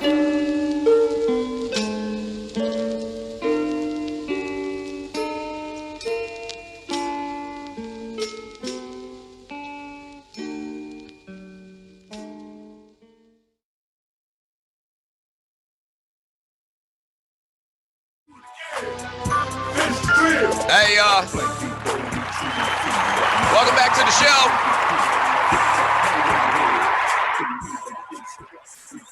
All right, so hopefully you can hear in the background. I hope you can hear in the background because we've been playing music all day long. But in the background, man, is a track called Finish the Drill. And it was written and performed by Alfonso Mays and Mike Howard. And they actually gave me authorization to play it on the show. And it's for the Atlanta Falcons, like a new fight song for the Falcons. They need to finish the drill from what happened last year, man. Really good coup, too. Let's do it again. Let's do it again. Yeah. Shouts out Alfonso and Mike. Welcome back to the Doug Stewart Show. Speaking of music, shouts out to my man Keith Miller, man, a.k.a. Tyson. The cat went to school with me back in the day. And he actually has a record label, K Stunner Entertainment. Got a new artist coming out, Young Chuchi on iTunes. Check him out. Shouts out Tyson. What up, baby? Good morning.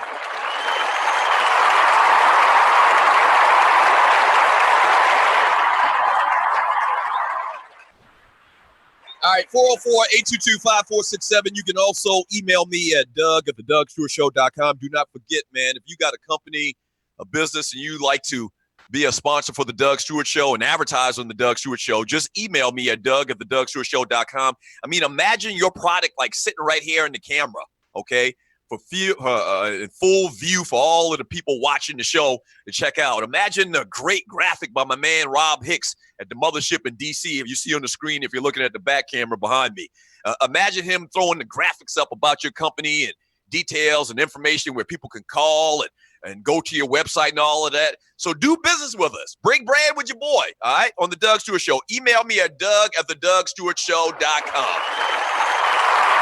Let's talk about some business. Let's talk about some business. Happy Friday to you.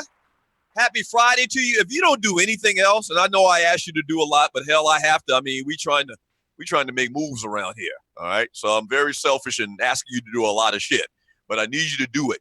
If you don't do nothing else today, man, hit the share button. Share this show on Facebook, man. That is so, so important. If you don't do nothing else, hit the share button. Please hit the share button, all right?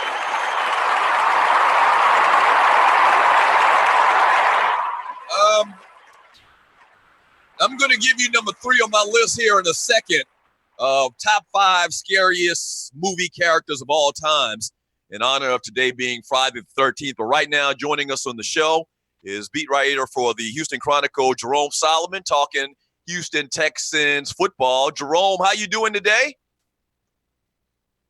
And we just lost sight of Jerome. Okay. We're still working on it right now. We'll get Jerome up here in a second, having some audio issues as well as, are we good to go, Rob? Or we need to hold up? We're still working on it. All right, so I tell you what, while we get Jerome up on the line to talk Texans football, let me give you number 3 on my list of top 5 scariest movie characters of all time. Let's review. Number 5 was Jason Voorhees. Number 4 was Freddy Krueger. Coming in at number 3, and we agree, me and the Chief Rocker Vern from Jersey agree. Number 3 on my list is Chucky from Child's Play.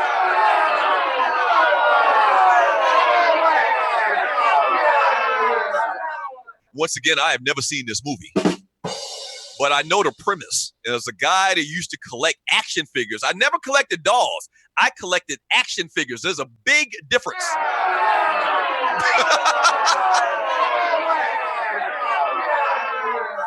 As a guy that collected action figures as a kid, okay, superheroes, the Hulk, Superman, Batman, all of that type of stuff, Power Man, you know, Iron Man. As a kid that collected action figures as a kid, the thought of one of those action figures coming to life and killing me and my family is very scary. I got to be honest with you. So I know the premise of Chucky. Doll comes to life, kills everybody. Kids, family members, uncles, aunties, everybody. That's not cool. And you see the little graphic of this dude, man. The way they made this guy look when he transformed from a regular doll to killing machine was truly scary. Once again, I've never seen the movie. I've seen bits and pieces of it and changing the channel on TBS, but that's it. I know the premise. So there you have it. There you have it. Number 3 on my list.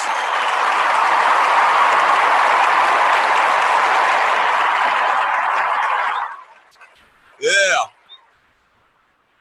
There you have it, 404-822-5467. You can also email me at Doug@TheDougStewartShow.com. Let me read a message in the chat on The Doug Stewart Show on Facebook Live and YouTube Live. This comes from YouTube, from Julius35C. He says Tyrese might not have work coming in if he's mad at The Rock for having multiple jobs. Besides, what's more can they do in the Fast and Furious series, which I agree 100%. Carnese Jackson says The Rock would choke out Tyrese just like Ving did in Baby Boy. Yeah, I don't get what the whole beef is between Tyrese and The Rock and Dwayne Johnson, man. But he don't want to mess with that dude, man. That dude looks like an absolute beast. We're ready for Jerome. We are ready for Jerome right now. Joining us right now on the Doug Stewart Show is beat writer for the Houston Texans from the Houston Chronicle, Jerome Solomon. Jerome, good morning. How you doing today, sir? Good, Doug. Thanks for having me on, man. Hey, I'm glad we were able to figure out the audio there, man. Love the library behind you, man. I see the Malcolm X book. That's good stuff, man. Thank you for coming on. Oh, there are a couple thousand here in my home library. So that's awesome. That's awesome. Well, I wanted to get you on, obviously, to talk about Deshaun Watson and the Houston Texans in general about this team, man. Right now, the Texans are 2-3 on the year. Had a couple of real disastrous losses. The first game of the year where nobody saw that coming, where the Jacksonville Jaguars actually dominated them. But then they get a couple of wins over the Bengals and a very good win over the Titans a couple of weeks ago, but go down to the Chiefs this past weekend. There's been a little bit of inconsistency with this team, man. Talk about the team thus far, and from your perspective, your vantage point, what do you see in the Texans this year, and why they're seemingly up and down? Well, obviously, they're an up-and-down team. They're an average squad, and that's, you've got 3 years running where they've gone 9-7, so that's the kind of team they are, a 9-7 type squad, and they entered the year, and you talked about the Jacksonville loss from the top. Jacksonville is better than people want to give them credit for. It's just everybody's so down on Blake Bortles that they forget about the rest of the team gets to play too.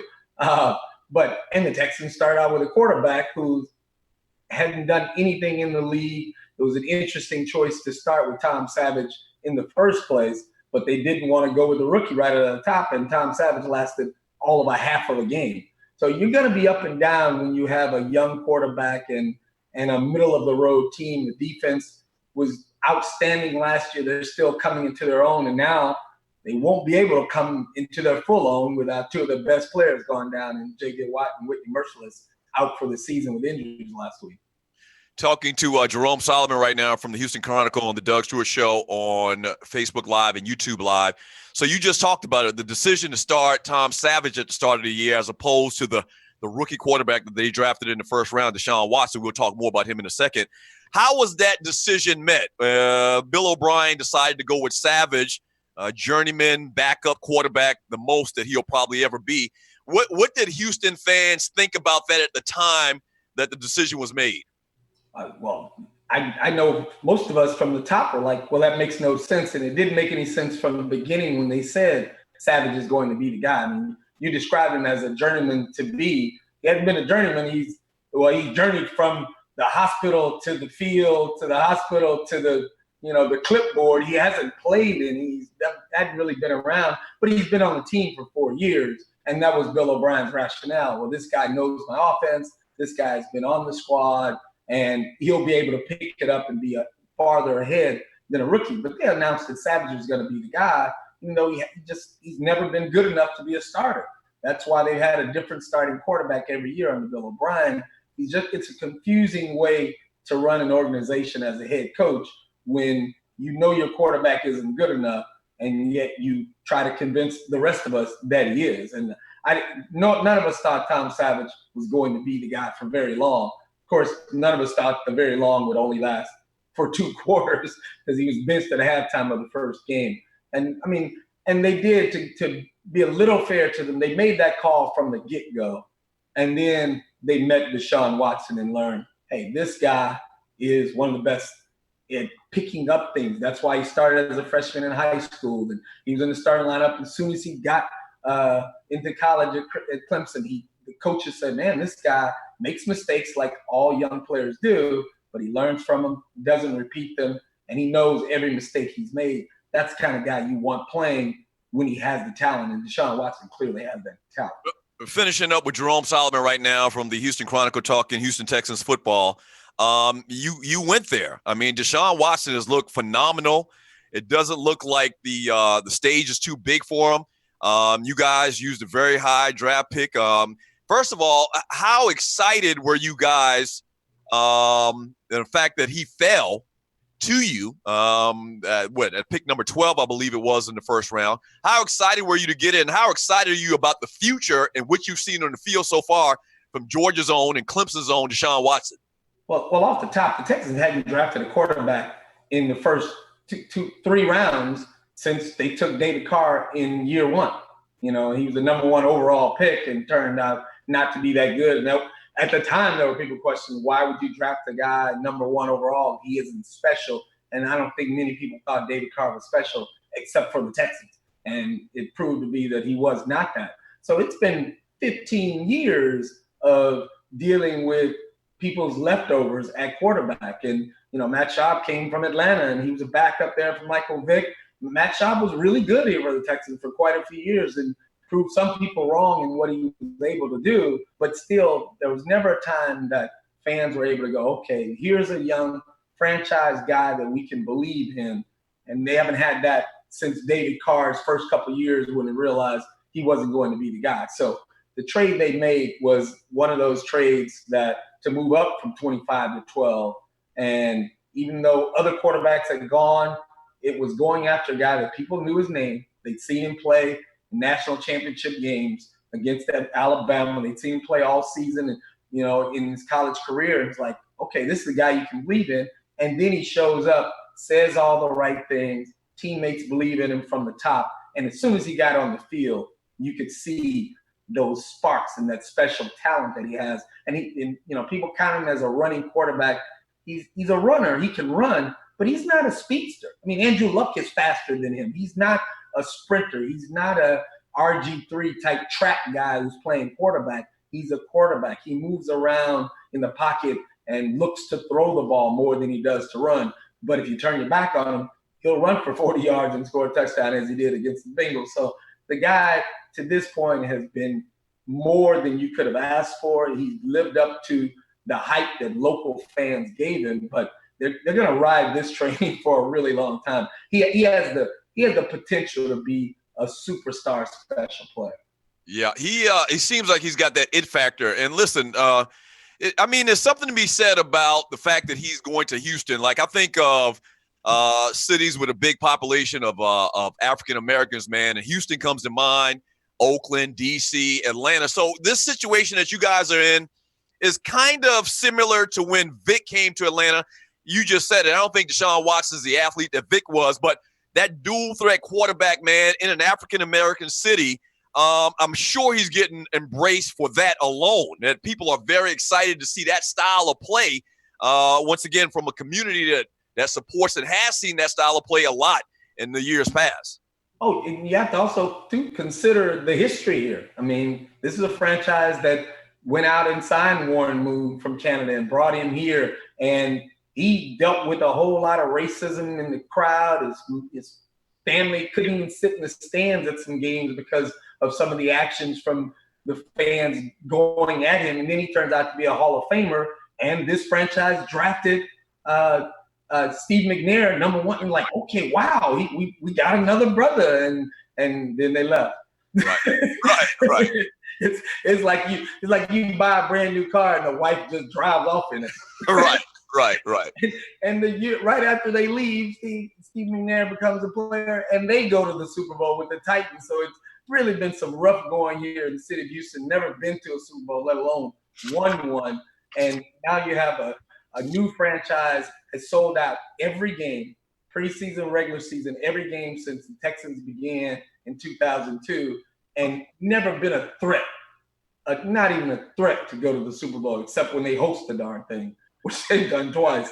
So it's special. And yeah, there's a segment of this city who buys more into him and put more hope in him because of Deshaun Watson, because of the kind of guy he is. But there's a segment of the city that weren't going to be Texans fans. They just decided, I'm an Oilers fan, I'll ride that, and they went with the Titans, or they don't. There's a huge population of Cowboys fans here and always have been. I mean, when I started Houston Chronicle, we used to have a writer who lived in Dallas to cover the Cowboys for the Houston newspaper. That's how big the Cowboys have always been. But this is a change. I mean, this has brought some people into being Texans fans. You know, who the hell is going to join and be a Texans fan when Brian Hoyer's your quarterback? Right. Exactly. Patrick, that wasn't going to help anybody. They don't need help selling tickets. Wow, great stuff. Hey, Jerome, man, I'd love to talk to you a lot more. Where can people find your work at? Once again, the Houston Chronicle. You have an email address that people can hit you up and let you know how much they appreciate you coming on the show? Oh, definitely. I'm at Jerome Solomon on Twitter, and it's all O's in the Solomon. And same with email address, jerome.solomon@cron.com. And I host a podcast, Bring It to Jerome, and Texas Sports Nation, the podcast. So check me out anytime. I love to get a good back and forth, so I appreciate it, Doug. Awesome. Jerome Solomon from the Houston Chronicle. Thank you, Jerome. All right, so real good stuff. So we're going to push back the break. Obviously, we're a little bit behind time, so we'll just ride through the break, and we'll bring up our next guest.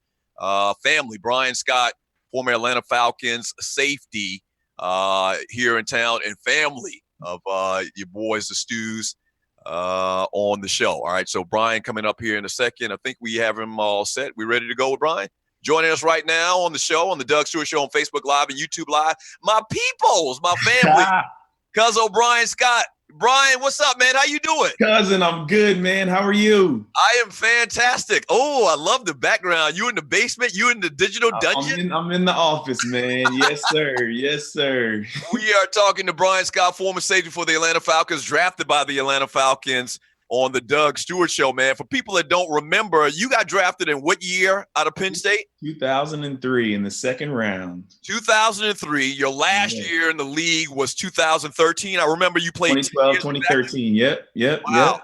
When you got drafted, man, and we're going to get to a little football talk here in a second, the actual play on the field. But when you got drafted out of Penn State in 2003, did you think that you would play 10 years in the NFL, cuz? You know what, Doug? That was what I said to myself. That was my goal coming in. I said I wanted to play 10 years. And I had no idea how short NFL careers were at the time. So I was thinking, 10 years sounds pretty cool.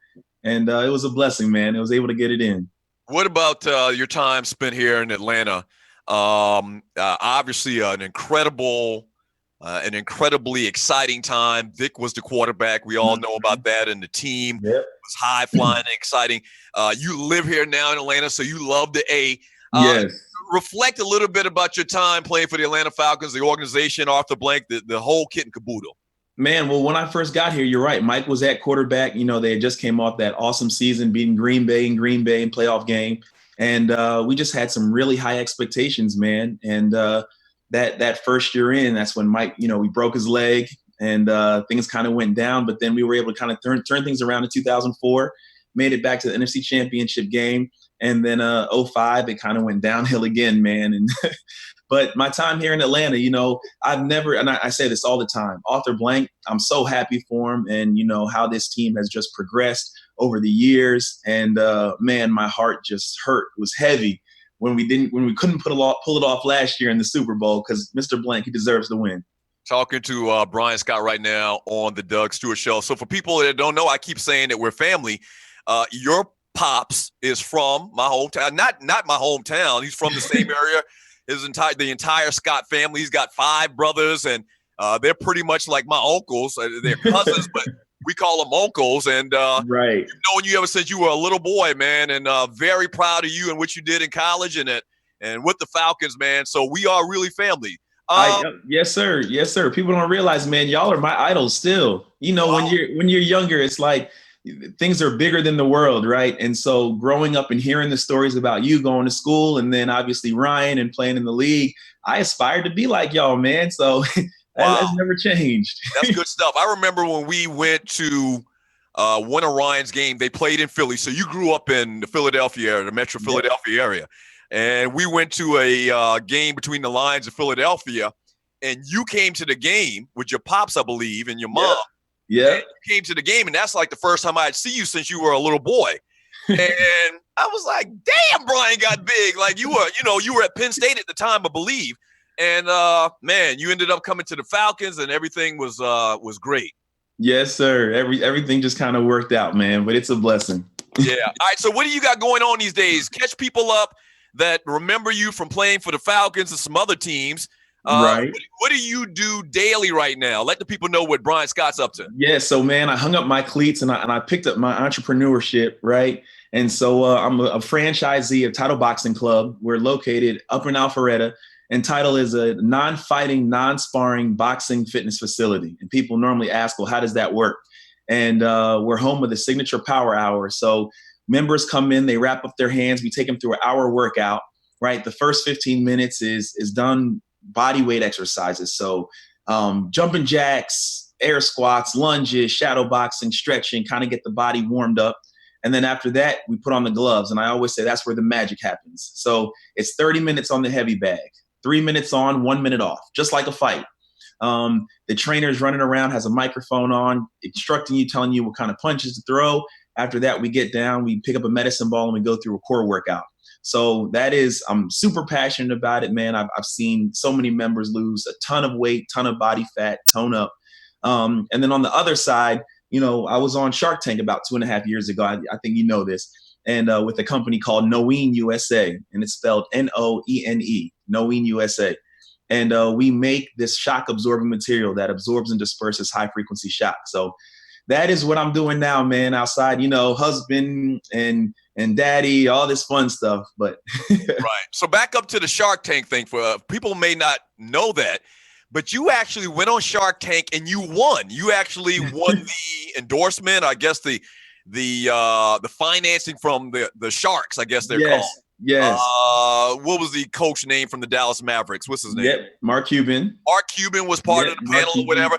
How was that experience? How was that experience going up there, pitching your product, and you actually won? Man, so people are like, well, Bryan, I'm sure you're used to the camera, right? And I'm like, yeah, I have. I've played in front of tens of thousands of people before. But man, I was in the tank for an hour. That 1 hour in the tank in front of those Sharks, that was probably the most like nerve-wracking. Wow. So wait a minute. You're revealing something. So you actually pitch longer than what we see on TV. Yes. Wow. I was in the tank about an hour, and they only air about 12 minutes. And the producers do an awesome job of making it come together. But man, I was in there, and you think from watching the show, you think it's like an easy conversation, one-on-one. Like you ask me a question, I answer it, you know, then the next person asks a question. Well, when you're in the tank, they're all firing questions off at you at the same time. And you're looking around like, wait, I got to answer this one. And if you don't get to one shark in time, they're like, you know what? I'm out. I'm done. Wow. You won't answer my question. I'm out of here. Wow. Very cool. You actually won. I actually saw when it aired. Very proud of you. From the way they pieced it together, man, you look like you handled all the questions great, as I expect you to do, man. So that was phenomenal. And lastly, before we let you go, and we are talking to Bryan Scott, former Atlanta Falcon, former Buffalo Bill. Let me see if I can get them all right. You get it. You left Atlanta. You played, not in this particular order, you played for Buffalo, the Saints, Tennessee. Am I missing anybody, or is that it? No. That's it. That's it. All right. That's it. Yeah. That's it. Which one of those stops were the best outside of Atlanta? Okay, so here's the timeline. Traded from Atlanta to the Saints, right, in 2006. And then after that, I just had that 1 year, and I was finished. So my contract was up. I was a free agent. And I shot myself around. I ended up signing with the Titans.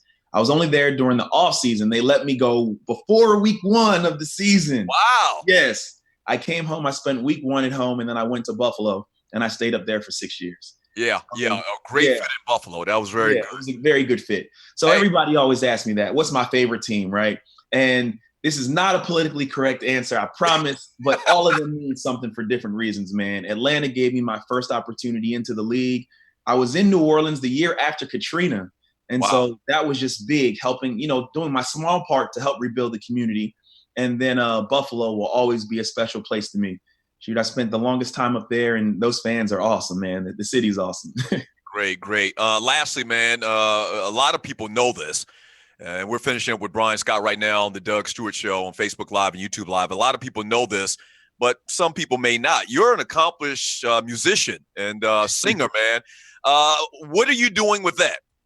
So I'm a part of the NFL Players Choir, and not too many people know that we even have one, man. It's made up of about 40 guys, both former and current players, and we always perform at the site of the Super Bowl called the Super Bowl Gospel Celebration. Right, I've been. Outside of that, though, we break up sometimes into smaller groups. So there's about 6 of us who live pretty much here in Atlanta, and we go around and we perform at different events, man. The last one, which was pretty cool. So the American Tennis Association inducted Richard Williams into the Hall of Fame, Tennis Hall of Fame. Richard Williams, the dad of Venus and Serena. Right. And we sang at that induction ceremony. So really cool stuff. Wow, great stuff, man. We talented in our family. We so talented. Well, Doug, you know what, man? I don't think you know this. So I really picked up the piano after hearing your dad play. Wow. Like my sister would play at home, but I heard your dad play. Wow. Yes. Man. I don't think you even knew that, man. I did not know that, man. You're going to make a ninja cry on his own damn show. So my pop's been gone since 1997. But yes, Bryan just talked about it. My pops literally could play any instrument. He could play any instrument. He was just musically inclined. I don't even know if he read music, but I mean, he'd pick up a saxophone and he could play a guitar, anything. He could play any instrument, and he could sing his ass off, man. I mean, he was the guy that the churches requested come and sing for their pastor's anniversary. Like, the old man travel all over the state of South Carolina singing on Sunday afternoons, man. And so, wow, that's deep. That's good to know, man. Yes, sir. Yes, sir. Hey, Bryan, man, thank you so much for the time, bro, man. Love you, cuz. Thank you for coming on. Doug, thanks for having me, man. I appreciate you. There he is, Bryan Scott, right there on the Doug Stewart Show. Yeah. Ralph Stewart can sing now. Yes, sir. Ralph Stewart could sing. Old man could sing his ass off. Yeah, that's deep. That's real deep. Hey, so thank you to Jerome Solomon. Thank you to Bryan Scott for coming on and blessing us on the Doug Stewart Show with their presence. When we get back from the break, man, I'll read some of your messages in the chat room on Spreaker, on YouTube, as well as Facebook Live. Maybe we'll give you another one of my choices for top 5 scariest movie characters of all times. And when we get back from the break as well, a little soccer talk. We don't talk a lot of soccer, but I'm going to give you some thoughts about soccer in this country. All right? Don't go away. This is the Doug Stewart Show. You finna hear some damage.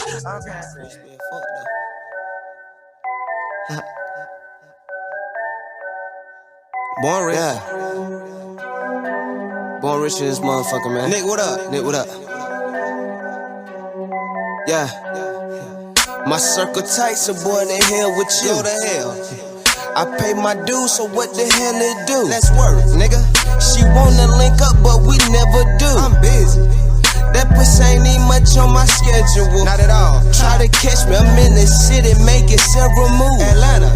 We on this workout plan, what the hell it do? Let's work. You gon' ride this wave and do what I choose. You gon' ride. Wet Willis, then I'm passing out that tongue and groove. Let's get it. Never gave a fuck, boy, I thought you knew. I go to MJQ in brand new shoes. Yes, boy. 2 fields, 1 God, and I'm scared to lose. Okay. Nigga talk a bunch, but they never prove. Never do. If I'm new to you, boy, your clock on snooze. Nigga, wake up. This the cater, boy, my block of food. Eastside. Goddamn a nigga working just to be that dude. Got your main lady twerking for 1 million views. Wake up in that thing and you barely do. My pack so loud I brought this shit with me to Cali, fool. Circle tight, so boy, the hell with you. Pay my dues, so what the hell it do? She wanna link, but we never do.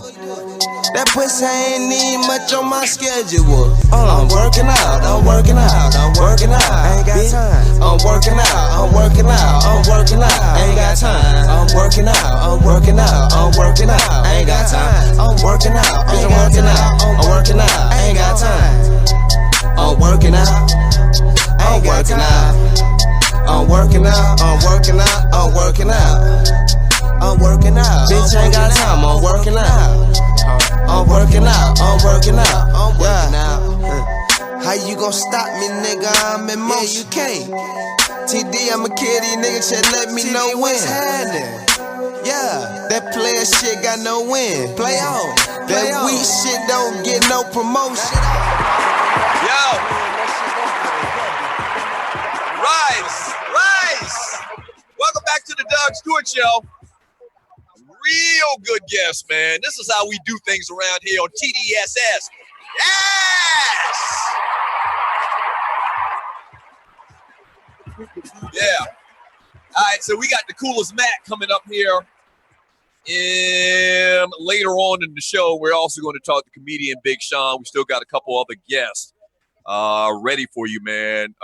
Still got to give you the last two on the top 5 scariest movie characters of all times in honor of Friday the 13th. And what do we got to do? Oh, we got to give out the Boiled Peanuts Award a little bit later. If you don't know what the Boiled Peanuts Awards are, they go to the Buster of the Week in sports, entertainment, and beyond. There's actually a voting mechanism on our Facebook chat groups that you can vote, and we'll tell you who's the winner/loser a little bit later on today in the show. Mike Dick is nominated. Tyrese nominated. Chris Forrester, the cocaine coach, is nominated. Joanna Nye. Every time I say Joanna, I want to say Joanna Man. Joanna Nye is nominated for breaking client-patient privilege with cocaine coach. The Boy Scouts of America and political correctness. I'm all for political correctness, man, but we taking this shit too far. Listen, clearly I'm all for equality, man. Clearly I am. But really, girls are now in the Boy Scouts? And there's a question I asked the other day when we first talked about this. Like, can boys now go in the Girl Scouts? I think somebody actually told me, and I should have thought about this before I even said it. I think somebody told me that boys are already in the Girl Scouts. Yeah. That's the time we living in. So y'all nominated them, as well as Jerry Jones has been nominated. Let me read a couple of messages in the chat on Facebook Live and on YouTube Live. And you are listening to the Doug Stewart Show. Let me see if I can pull them up here. There we go. Coming from Cornelius S. on the Doug Stewart Show on this fantastic, freaky, funny Football Friday. Cornelius S. says she's building her case. I'm sure her attorney has already looked over her contract with a fine-tooth comb. She may be upset now that they were looking at replacing her. She may also have record of other issues that have happened over the years. He's talking about Jemele Hill, and I agree 100%. Here's the sweet thing about Jemele Hill, if she's trying to build a case to sue ESPN and get paid, is not only will she win a lawsuit against the Puppet Factory, that's what I call ESPN, not only will she win a lawsuit probably in all likelihood, but her reputation I don't think is damaged to the point where she can't get a job anywhere else. You know, a lot of times in these types of cases, man, you're kind of like damaged goods, kind of like the 2 Live Stews. Nobody want to give you a job. Right. So I'm speaking from personal experience. So me and my brother left our former employer, not in the best of terms, which was an isolated case. We were great employees for close to 12 years, team players. But you kind of get the feeling that some people behind scenes are throwing you under the bus or whatever and scandalizing your name or whatever. That's not the case with Jemele.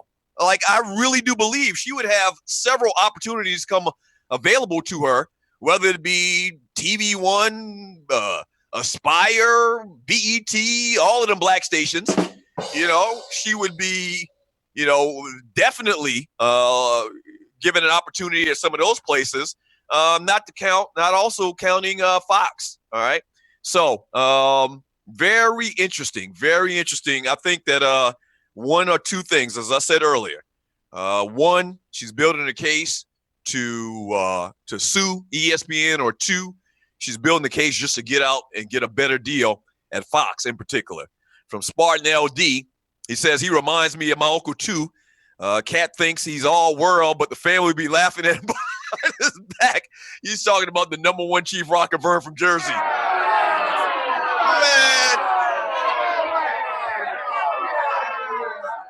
Man, you can't tell Vern he a pimp. Vern, you ain't no damn pimp, man. You ain't got no damn hoes. Spartan LD Watson says, I believe, but Tyrese ain't that little. If you're 5'10" and a half, Doug, he's taller and weighs more than you. Boy, stop. Boy, stop. Tyrese can't whip my ass. From Kenny C, he says, Doug, if you don't shoot Vern now, your rep is gone. I did shoot him. I did shoot Vern off the air. I guess you said that before I did it. And you were watching the Doug Stewart Show on Facebook Live and YouTube Live. From Tiffany Sports and Heels, she says, looking at this guest, skibbity. Is she talking about my cousin Bryan? Yeah, I mean, it all runs in the family. What? It all runs in the family good looks, but it also runs in the family receding hairlines.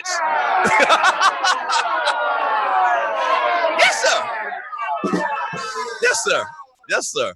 The men in my family don't keep their hair that long. Bama Boy in the chat room says, I was at that preseason game when Baltimore broke Vic's leg. Oh, Brian brought up, was it a preseason game? I think it was a preseason game. The year before, I think Vic had really started to emerge. Talking about the Atlanta Falcons, Vic had really started to emerge. So emotions were high. You know, we thought, sure, this is our year. And Michael Vick breaks his leg, I believe, in a preseason game. Or if it wasn't a preseason game, it was like one of the first games of the year. And I mean, man, everything just went in the toilet after that. Everything. Bobby Petrino, I think that's the year that Bobby Petrino left in the middle of the night to go and coach Arkansas. You remember that famous video at the press conference? The Falcons played a game that Sunday. And then late that morning, or early that morning, late that night, Bobby Petrino, the one-time coach at Louisville, you know, that had been brought in specifically to work with Michael Vick. Okay, this is after Dan Reeves had retired or been fired. I can't remember exactly which one it was. And so they brought Bobby Petrino in because he's this quarterback whisperer, you know, and he was going to take Mike Vick's game to the next level. And Vick broke his leg, and I think it was shortly after that, Bobby Petrino, late at night, early in the morning, was at a press conference at Arkansas, pig suing, calling pig suey. Fuck you, Bobby Petrino. We hate Bobby Petrino in this town. I mean, left the team high and dry. And I mean, that was just the worst year ever. I'll never forget that year, man. There was nothing to root for. One thing about when Vic played for the Falcons, or you listen to the Doug Stewart Show, the team may not have always been good, but you knew you were going to see something exciting each and every week out of this ninja. Believe it. He was going to do something. Yeah. He was going to do something that was exciting. And so it was just a carnival-like atmosphere at the Georgia Dome, man. And when Mike Vick was playing for the Falcons. From Tiffany Poole in Portland, married has nothing to do with the Spank Bank. Huh?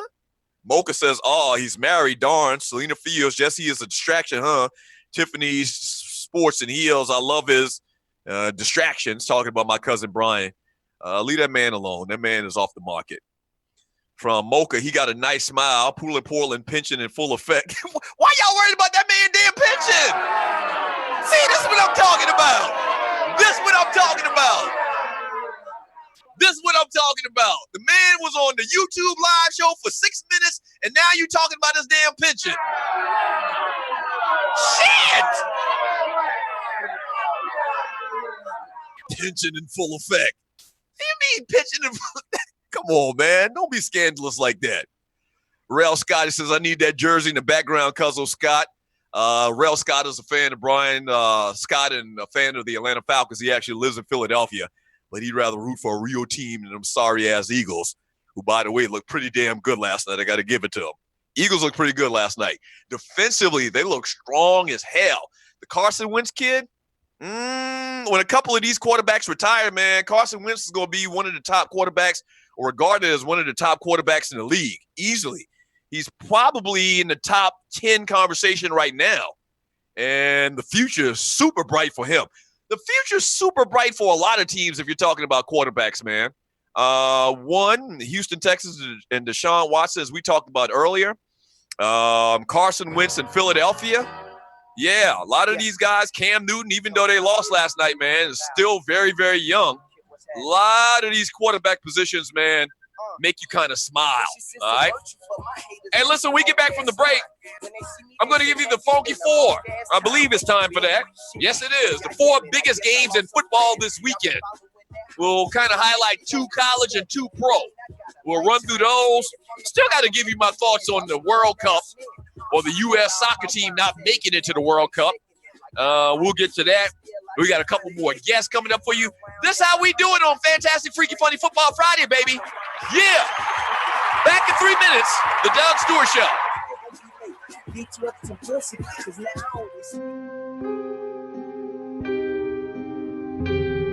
Yeah. Okay. Yeah. 1 for the cash, 2 for the gas, they got me where I'm at. Okay. Then we moving like military. We out of here, let's go. If I ever lay a verse, that's legendary rap. Yeah, that's me. Lounge around the new Nike and necessary. Oh, I got that over here. Yeah. Fuck, but get you some business. Sign your life away and now you on the shelf. Hey, on the shelf, sit. Yeah. Pushed infinite like Benz. More Jacob, my lens. You find I hope your friends is. Yeah. I brought my whole kinship. Ain't having no plex and ain't nothing like a complex. Not at all. Yeah, no Catalina, I be dressing. I'm fresh as a mother. I'm on that ride above confession by On my side, we never stress on another. I keep that tuck on me, brother, and not the weapon, okay. Who I'm texting, it's some money or a bitch on the way. In Toronto at the Hazy with the slippers on. I let you niggas pop on Twitter, you can get your moment. I keep eating on them. Hit boy got me sharing meals with Selena Gomez. And TM on it, saying he been on them at this very moment. So many new rappers and still can't compare me to them. I am no statistic, I'm a variable.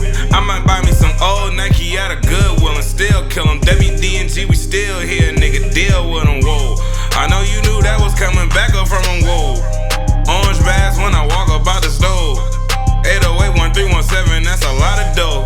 W's, never opposite. 1 for the cash, 2 for the gas, they got me where I'm at. Okay. Then we moving like military. We out of here, let's go. If I ever lay a verse, that's legendary rap. Yeah, that's me. Lounge around the new Nike and necessary. Oh, I got that over here. Yeah. Fuck, but get you some business. Sign your life away and now you on the shelf. Hey, on the shelf, sit. Yeah. Pushed infinite like Benz. More Jacob, my lens. You find I hope your friends is. Lot of pressure. That's a whole lot of pressure. A lot of pressure. 1317, that's a whole lot of pressure. Yeah. That's a whole lot of. Oh, they getting TMBs now. Damn, them boys putting pressure on us.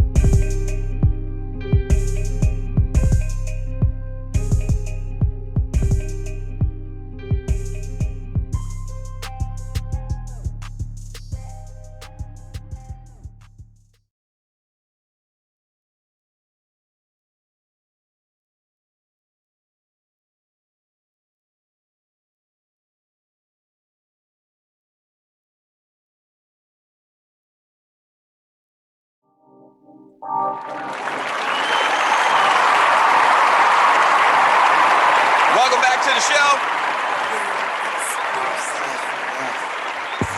A long time ago, but you know what's going on. All right, so you hear in the background the Coolismac.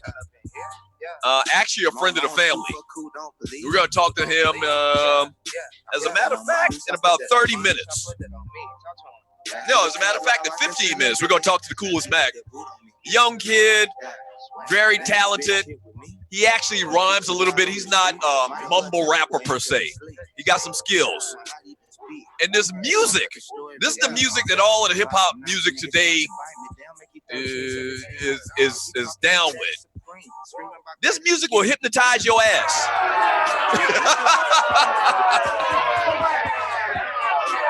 I don't know what it is. I don't know what it is, but this music will hypnotize you, man. 404-822-5467. You can also email me at doug@thedougstewartshow.com. Let me give you number 2 on my list of top 5 scariest movie characters of all time. So we're doing all of this in honor of today being Friday the 13th. Coming in at number 2, even though I haven't seen the movie,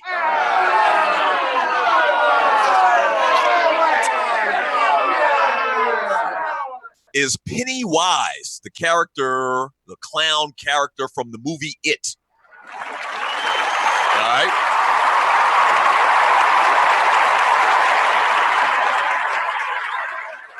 Let me say this, and let me say it so you understand. Ain't shit funny about a killer clown. Nothing. I have never liked clowns. And if you see a picture of this clown, I think we have a picture of this clown that we can get thrown up here, Rob. This clown is a clown that has shark-like teeth, which is very scary. Look at them damn teeth. Look at that damn, and I don't even know how this clown kills people. I assume he kills people in the movies. I've never seen the damn movies. I assume he kills people. I assume he eats them with them damn shark teeth he got.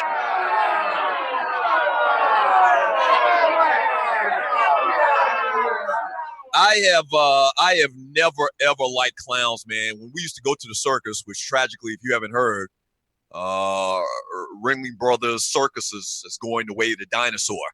But when I was a kid, it was a big deal to go to the circus every year. You go to the circus every year. You go to the fair every year. The fair just left my part of town a couple of weeks ago.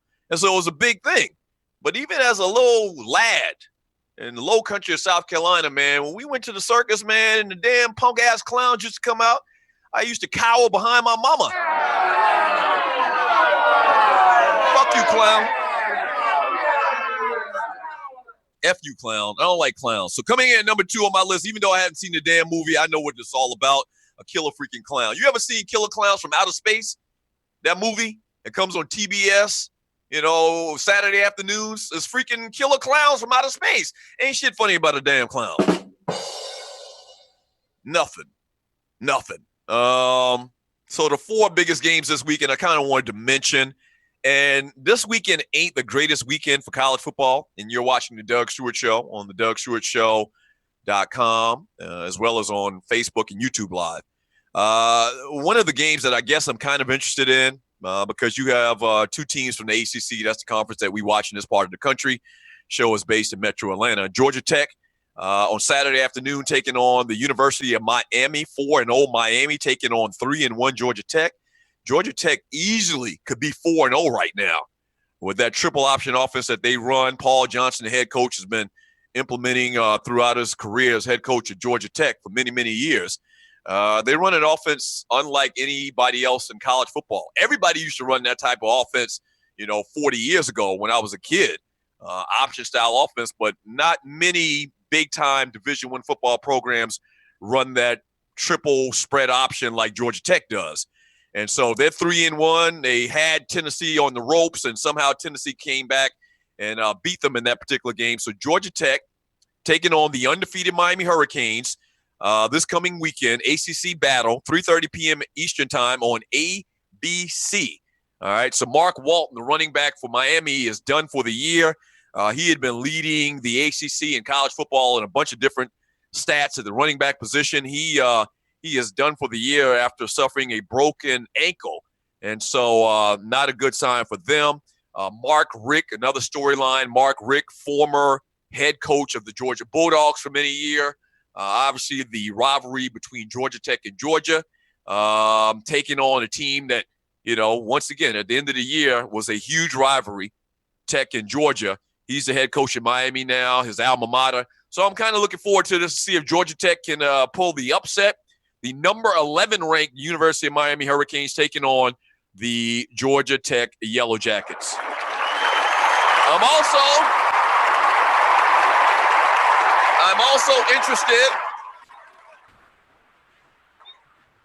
also interested in another Georgia matchup. The Missouri Tigers at 1-4 right now, taking on the Georgia Bulldogs. Not because I want to see Missouri. It's because I want to see Georgia and see if this train continues to stay on the track. Like they have been dominating thus far this year in Kirby Smart's second year as the head coach of the Bulldogs. So Saturday, 7:30 p.m. on the SEC channel, 1-4 Missouri taking on 6-0 Georgia. Georgia, 3-0 in the conference, ranks first in the SEC in total defense, third nationally. They have been playing hellified defense in Athens, man. And so I want to see if they can keep the train going on track once again. Jake Fromm, rookie freshman quarterback for the Bulldogs instead of Jacob Eason, who had sustained an injury early in the season, has been playing solid. He's not been playing great, but he's been playing solid. So we want to see if that continues as well. So this weekend, Missouri taking on Georgia in Athens. All right. So two games, a couple other games that I wanted to mention as far as paying attention to, I guess, this weekend is the Clemson Tigers taking on Syracuse. Clemson, the second best team in the country, ranked number 2 in the country. I think might be the best team in the country. I think the best defense in the country on the road in New York, taking on the Syracuse Orangemen, who are 3-3 right now. Michigan on the road, taking on Indiana. A tough loss last week to Michigan State. You want to see if Jim Harbaugh's team bounces back, and you're watching the Doug Stewart Show.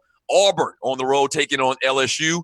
Ed Orgeron on the hot seat, LSU head coach. 4-2 on the season, losing a game at home. Homecoming game to Troy State. That's not a good look. Auburn been playing pretty good football outside of the first game, a loss to Clemson. So Auburn on the road, 3:30 p.m. Eastern time on CBS, taking on LSU. SEC battle, as well as you've got Oklahoma on the road, taking on Texas. 3:30 p.m. Eastern time on ESPN. That should be interesting. What do they call that? The Red River shootout, I believe, down there, Oklahoma and Texas. Arkansas taking on Alabama. And so those are some of the games I'm looking forward to in college football. How about in the NFL? Yeah. How about the NFL? Well-rested Atlanta Falcons, man, host the Miami Dolphins, who are, I guess you would call, inconsistent. Dolphins 2-2 right now. Have had a couple of pretty good wins, but a couple of tragic losses, man. 2-2 on the year. Miami going through a week where their offensive line coach, Chris Forrester, videotaped himself snorting cocaine and sent it to one of his holes on the side.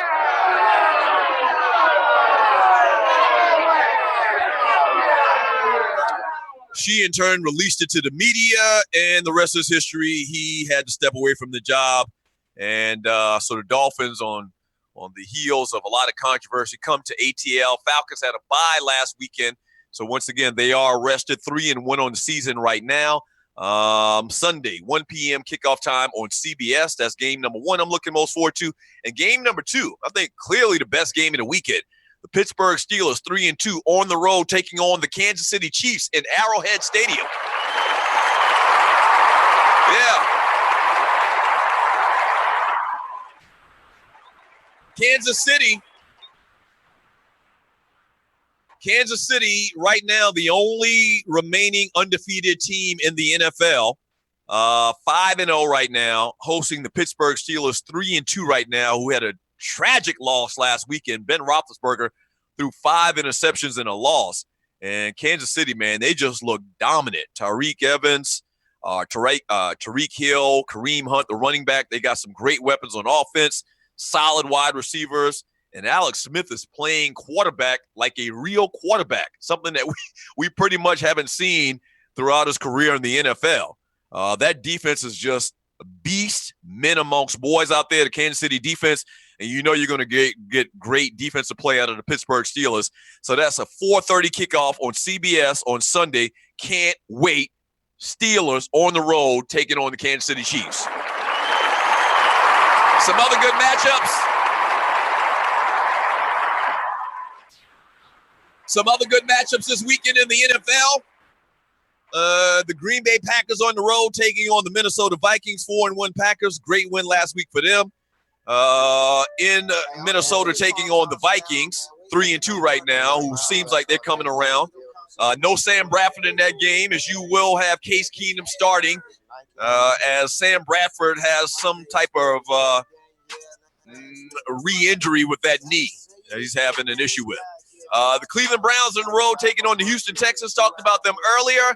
We also got the Los Angeles Rams on the road taking on the Jacksonville Jaguars. Rams clearly the surprise team of the year in the NFL.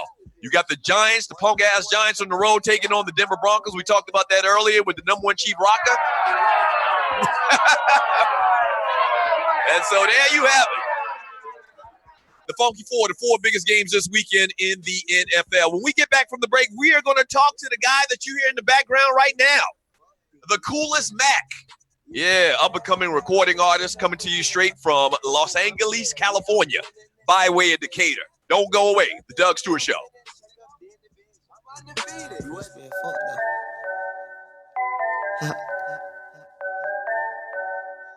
Born rich. Yeah. Born rich in this motherfucker, man. Nick, what up? Nick, what up? Yeah. My circle tight, so boy, the hell with you. Go to hell. I pay my dues, so what the hell it do? Let's work, nigga. She wanna link up, but we never do. I'm busy. That pussy ain't even much on my schedule. Not at all. Try to catch me, I'm in the city making several moves. Atlanta. We on this workout plan, what the hell it do? Let's work. Ha. You gon' ride this wave and do what I choose. You gon' ride. Wet Willis, then I'm passing out that tongue and groove. Let's get it. Never gave a fuck, boy, I thought you knew. I go to NJQ in brand new shoes. Yes, boy. 2 fields, 1 God, and I'm scared to lose. Okay. Nigga talk a bunch, but they never prove. Never do. If I'm new to you, boy, your clock on snooze. Nigga, wake up. This Decatur, boy, my block of food. Eastside. Goddamn a nigga working just to be that dude. Got your main lady twerking for 1 million views. Wake up in that thing and you barely do. My pack so loud I brought this shit with me to Cali, fool. Circle tight, so boy, the hell with you. Pay my dues, so what the hell it do? She wanna link, but we never do. That pussy ain't even much on my schedule. I'm working out, I'm working out, I'm working out. I ain't got time. I'm working out, I'm working out, I'm working out. I ain't got time. I'm working out, I'm working out, I'm working out. I ain't got time. I'm working out, I'm working out, I'm working out. I ain't got time. I'm working out, I'm working out. I'm working out, I'm working out, I'm working out. I'm working out. Bitch ain't got time, I'm working out. I'm working out, I'm working out, I'm working out. How you gon' stop me, nigga? I'm in motion. Yeah, you can't. TD, I'm a kid, these niggas just let me know when. Yeah, that player shit got no win. Play on. That weak shit don't get no promotion. Not at all, yeah. I ain't working out for my fitness. Work it out. Baby, we ain't working out. You get dismissed. I got Jay, my new girl got the Fender Santa. She bad, shout it fine like Park Atlanta. Go to Clark Atlanta. Yeah, she fly. Nigga throwing more shade than a cabana. Oh my God. I do it like I'm on camera. Oh my God. Goddamn, Nick, you an animal. Damn. Baby girl, that nigga don't want no animal. Born rich and we do it the best. Turn up, turn up. Cool club lanes, wear your vest. Blah. It's me and my nigga, young Quentin Miller. I go hard, nigga named Horilla. Nobody. That beat hang like gorilla. Baby, we gon' get it in. Let's get it, work. I read Decatur cause I been in. Been here. And y'all niggas ain't built to win. Not at all. Circle tight, so boy, the hell with you. pay my dues, so what the hell it do? She wanna link, but we never do. That pussy ain't need much on my schedule. I'm working out, I'm working out, I'm working out. I ain't got time. I'm working out, I'm working out, I'm working out. I ain't got time. I'm working out, I'm working out, I'm working out. I ain't got time. I'm working out, I'm working out, I'm working out. I ain't got time.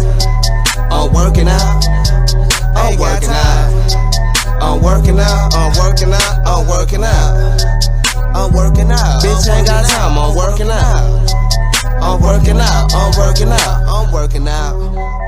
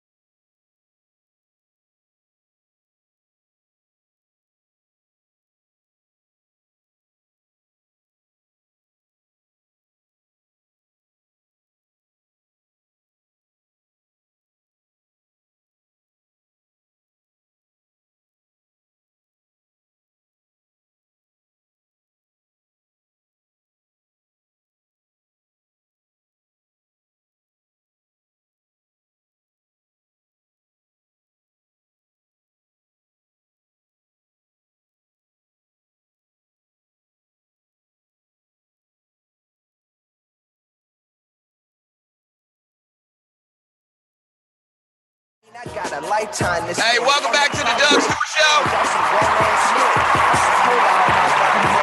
Yeah. Fantastic, freaky, funny football Friday. Hey, make sure you share the link. I appreciate it if you share the link. Like it, obviously, if you're on Facebook, but make sure that you share it as well. That's very important that you share the link to the show on YouTube and on Facebook, man. We really would appreciate it. Today is a fantastic, freaky, funny football Friday. We doing what we do around here.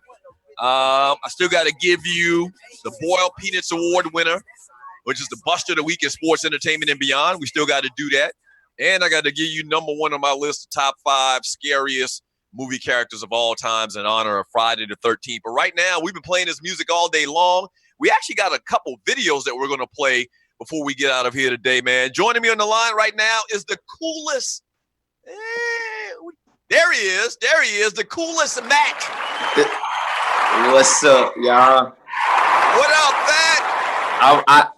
I'm finally here, man. We on the Stewart Show, man. It's been a minute, man.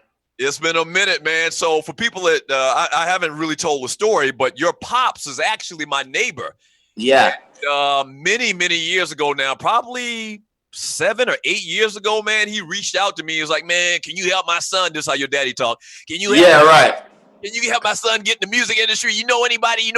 And man, I've known you. Sound like every other dad who try to get their son on, who ever make a record. Yeah, I know.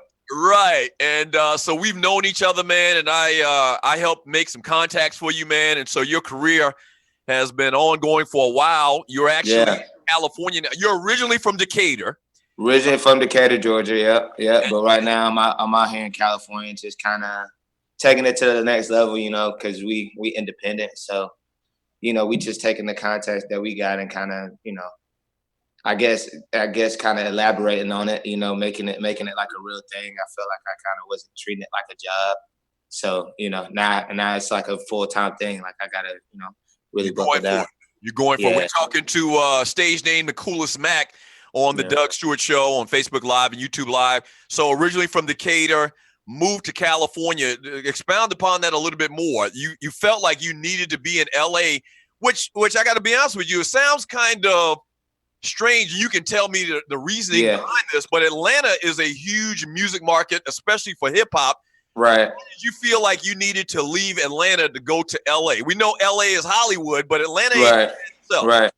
Honestly, because I mean, a lot of stuff is starting to come to the A now, and it's like I've done a lot in Atlanta, you know, like as far as like all the things that new artists should do, you know what I'm saying? And I felt like not saying that the A is not giving me the results that I need, but it's like in Atlanta, in my opinion, in Atlanta, when you do something or you make a name for yourself in Atlanta, people from Atlanta want to see you move.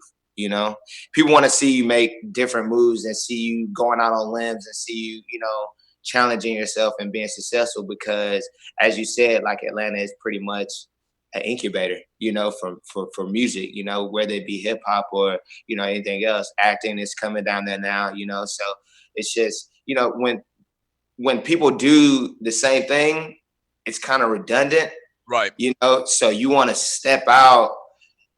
As far as me, I wanted to step out and kind of, you know, challenge myself, because I feel like Atlanta was, you know, a great crutch for me. Right. You know, I could go and do, you know, a verse, or I could do a show for, you know, X amount of dollars and pay my bills like right on time. Like, it's not a problem, you know, but it's like, I want to challenge myself and, you know, kind of prove to myself that I can make something, you know, make another city love me as much as Atlanta did, you know. And, you know, a lot of people, like, when I was in the A, was like, oh man, you should get out to LA, bro. I wish you were in LA, man. We had these opportunities, you know what I'm saying? Like, so, and it's happened to me, you know, since we met, you know, like 7-8 years ago. People been telling me to come back and forth to LA, and it's like, all right, so now I'm here. So now what's up? You know, like, I'm really, you know, just, you know, taking grasp of it and kind of trying to make it make sense.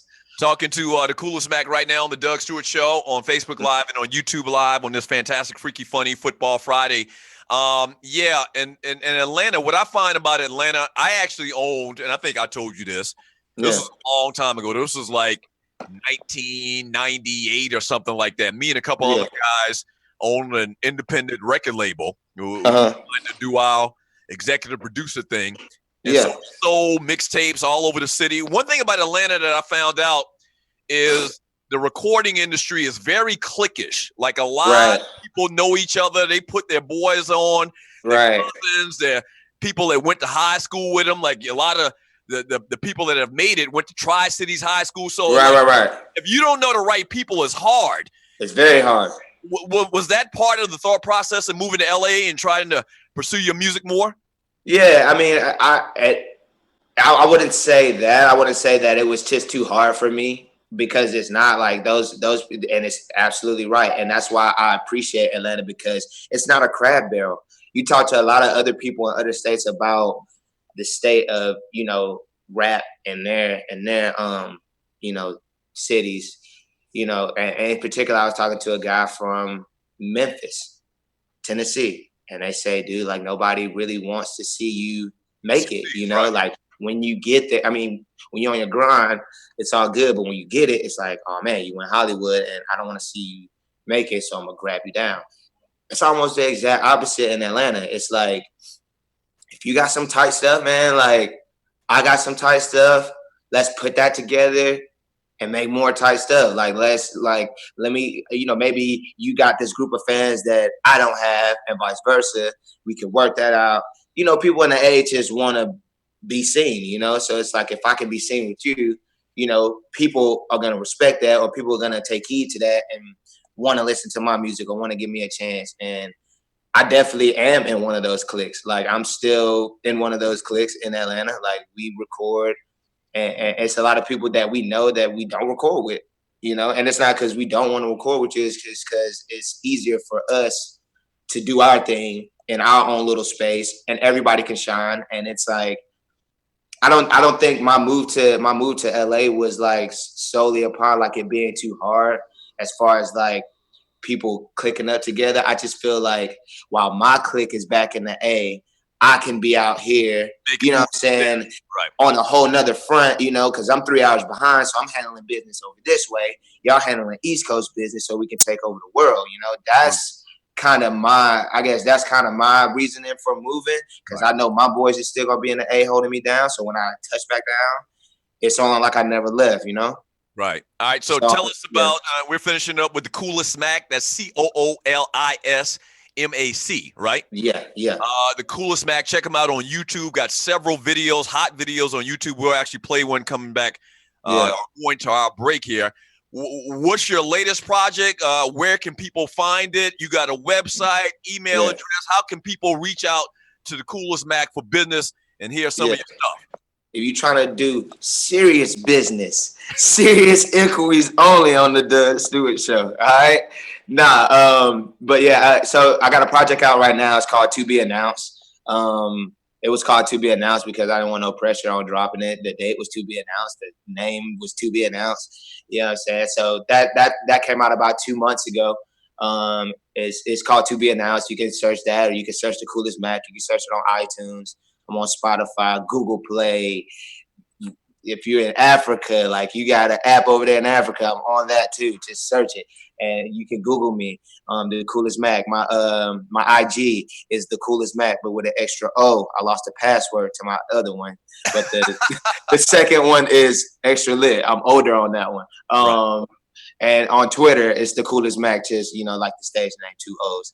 You can catch me on all of that, but definitely on the iTunes. I just dropped that tape. Wedding Crashers, me and Quentin Miller. If you have or have not heard of Quentin Miller or Wedding Crashers, the Wedding Crashers is something that I do with a friend of mine, and we rap together. We're rapping buddies. We're not a group. We're both 2 solo artists, and we got a bunch of stuff out right now. You can search WD&G on absolutely anything. Like I just said with the Coolismac, you can search WD&G on anything, and that'll pop up. And yeah, we're coming out with something later this month.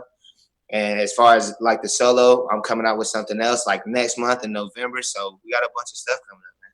So that's WD&G with you and Quentin Miller, as well as Coolismac, all over the place. You can find all over. Yeah, hey, man, all over. Pray for you, brother, man. Keep grinding. I mean, I'm in the same mood. You gotta keep grinding, man. Good stuff. Yeah, man. Coming on. Yeah, and congrats on everything, man. Loving the show, man. Awesome. There he is, the Coolismac on the Doug Stewart Show. Check this young man out. I'm telling you, man, he very talented. You hear him in the background. I think my man Rob Hix at the Mothership's got a video that we're going to play during the break. When we get back from the break, we are going to talk to comedian Big Sean, all right? Don't go away. The Doug Stewart Show. Pippin' if you never had one. 0-100,000 girl in every lane's a fast one. Feel like a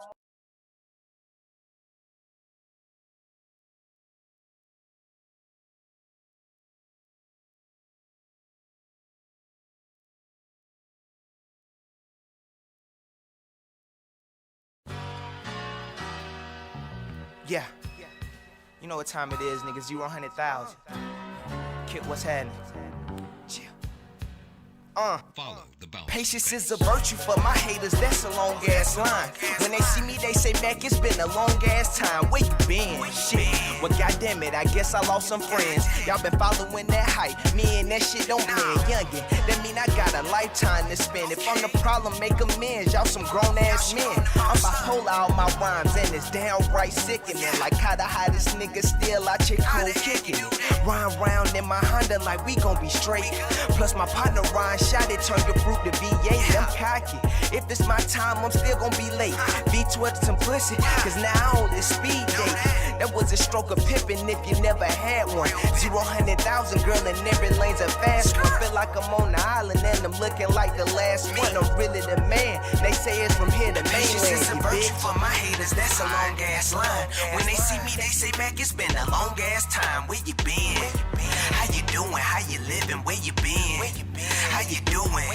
Patience is a virtue for my haters, that's a long ass line. When they see me, they say, Mac, it's been a long ass time. Where you been? How you kick it? How you living? Where you been? How you kick it? How you living? Where you been? Paint the city red, holla at them if you spot them. Fuck with my campaign, I do the same to your bottoms. Looking round for your team, nigga, everybody drop. Jumbotron presence, nigga, everybody watching, and they know your name. My old head told me something, he said life's a game. You only wanna know what 0-1 I might have opened up for them niggas just to get some funds and autograph your memory. I'll be here when the show is done. East side, nigga, I'll be right here on the east side. Came to 138, cause mama hate the street side. Keep going back and down, feeling like an addict. When them blunts say 2 for 1, I get it feeling so nostalgic. Nigga, I been knew I had it. Red dress said I was average. They cut my mic at Magic, that's the problem. Ain't running from my critics, I'm enlarging it. Now ask me what I'm thinking about charging. Patience is a virtue for my haters, that's a long ass line. When they see me, they say, Mac, it's been a long ass time. Where you been? How you doing? How you living? Where you been? How you doing? Patience is a virtue for my haters, that's a long ass line. When they see me, they say, Mac, it's been a long ass time. Where you been? How you kick it? How you living? Where you been? How you kick it? How you living? Where you been?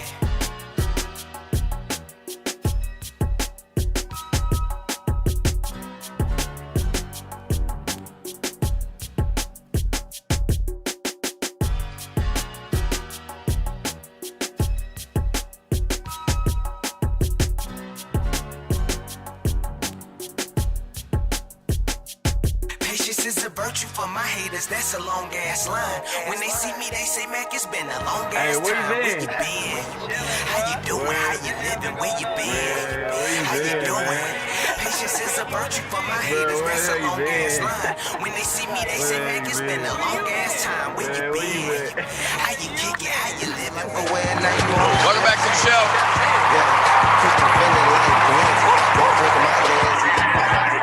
You are watching the Doug Stewart Show. Thank you to TheCoolisMac, stage name Coolismac. Great interview, man. Support that young man. If you, a lot of people I know buy independent music exclusively, you know. And so if you're trying to support an independent artist, man, this guy's been grinding a while now. Once again, I made some calls for him like 7 to 8 years ago, I think it is. And so he's really, really focusing on his craft, man. So wishing him nothing but the best, all right?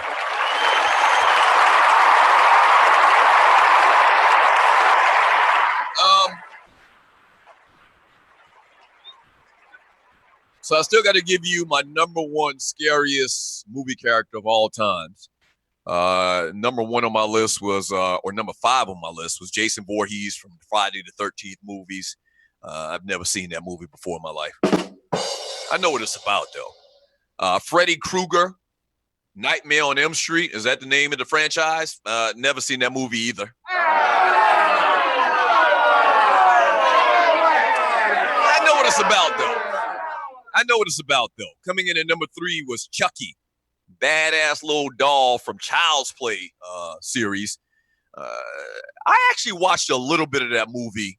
I probably did watch the entire thing because I think I was with my girlfriend and I didn't want her to think that I was a bitch.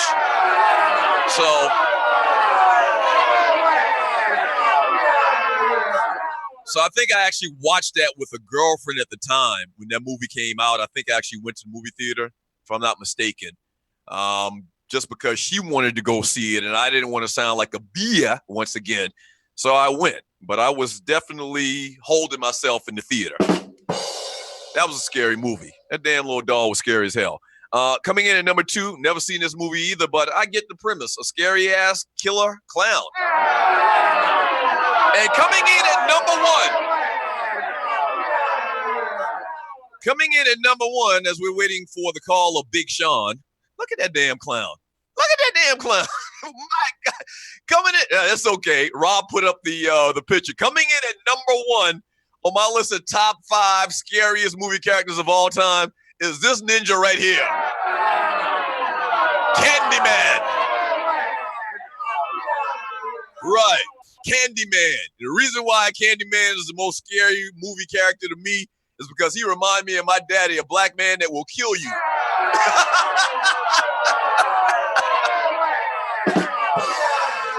Right. Rob didn't even know who this ninja was. Candyman is the black man, Freddy Krueger. You say his name like 3 times. Is that the guy? You say his name like 3 times and he comes out of nowhere and kills your ass. And so to me, the Candyman is the scariest movie character of all time. Scarier than Chucky, scarier than Freddy Krueger, Jason Voorhees. Damn this. A black man that has the authority to chop your head off, that's scary to me. Reminds me of my daddy. Hey, joining me right now on the show, man, is my man, comedian Big Sean. Big Sean, what up, baby? Congratulations on the show, my brother. Man, I appreciate it, man. Congratulations to you. You still in the game. How's everything going with you? Man, the game is beautiful, man. Big things popping. Big things popping. Yes. I love the fact that your screen is clear as hell. Like you've done this before. You must be in entertainment. What do you get? Some blurry screens like mustard stains on the screens, things like that. Right. Who are them two little black boys in the back behind that picture of you? Them your nephews? Oh, come on, man. No, man, that's Chicago 1941, man. That's my backdrop for today, baby. That's old school black history, man, in the making. Okay, that's great, man. That's an awesome picture. We're talking to comedian Big Sean on the Doug Stewart Show for this funny part of Fantastic Freaky Funny Football Friday. I'm glad you got on that hat because I heard your name yesterday, and everybody was like, "No, Big Sean's a rapper." I was like, no. There's another Big Sean that's from Detroit. That's a comedian. That's what we're gonna have on the show. So who was Big Sean first, you or him? I've been doing this 23 years when Big Sean was in middle school, when the other Sean was in middle school. No offense. I love that rapper, man. He's a brilliant, and I don't even know. I don't know if he knows me or not. Right. So yeah. Is a lawsuit pending or something for him stealing your name or what? No, nothing like that, man. We represent the D. You know, he got a couple more followers than I do, so. Talking to comedian Big Sean on the Doug Stewart Show. All right, so what have you been up to lately, man? Where have you been traveling, doing your comedy show? What you got upcoming? Well, I'll tell you the biggest thing right now. Last night, I hit you up. I had a screening for a show that I just created. I'm out pitching it right now. I'm trying to get it on network television. It's called Off the Chains. It's the basis of it is it's the Roots. It's Roots meets The Office. It's a reality show shot on a slave plantation in the 1800s. Wow. Now that sounds kind of risque. It is risque. Yeah. What type of reaction did you get last night from the screening? So we had about 100 people in there. The laughter was incredible. It was people were crying. It's funny, but again, it's risque. I had a couple people that were offended. I had 2 or 3 people that did not like it, and I get that. You walking that line, but you ain't gonna get nobody's attention being safe. Right. So hey man, I'm jumping routes over here. Okay, I might get beat on the long ball, but I'm gonna jump that route. I'm gonna see what happens. Talking to comedian Big Sean on the Doug Stewart Show on Facebook Live and on YouTube Live. You just mentioned it a little while ago. You've been in comedy for 23 years. Little history, man. What made you get into comedy? Were you that kid in elementary school always getting in trouble, class clown? Like, give me your history and how you got into comedy. Not necessarily. I've always been funny around people I knew. I was never the type of person to just act a fool all day. I had never thought about doing comedy till a week before I did it. I used to go to Uptown Comedy Club when I worked at Macy's in Atlanta. I'm originally from Detroit, so I moved down here. I started comedy maybe a year later after getting out the military. I was in the Air Force. I got cut by the Falcons several times, but I was out there trying to be the holder for the kid. They cut me for that. So I was at the comedy club. I saw this comedian named Jonathan Slocum killing it. And I looked at my coworker. I was like, he's funny, but he ain't that damn funny. I was like, I could do that. And that moment right there sparked my interest in comedy. Never thought about it till that moment. And I went home, started writing jokes. And here we are, 23 years later. 23 years later. How's the ride been, man? I hear all these horror stories about comedians on the road and shady promoters and all those different stories, man. If you had to reflect, man, thumbs up or thumbs down for the comedy life? I've been doing it so long, sometimes you get jaded and you forget how blessed you are to do what you want to do and make a living at it. I mean, it's people. I remember working at Macy's and sitting in traffic and being physically ill, or going to a job and being physically sitting in traffic. Dude, I sleep till I gotta pee. You can't beat that feeling. Right. I do what I want to do, and I make a living at it, man. It's great. Again, I don't make the Bruce money. I don't make Earthquake money. I don't make Ricky Smiley money. But again, I make more in one night than most people make all week. For doing 30 minutes of work. Right. Most people get screened for drugs. People in my line of business encourage you to do drugs. Right. I don't do them, but they do.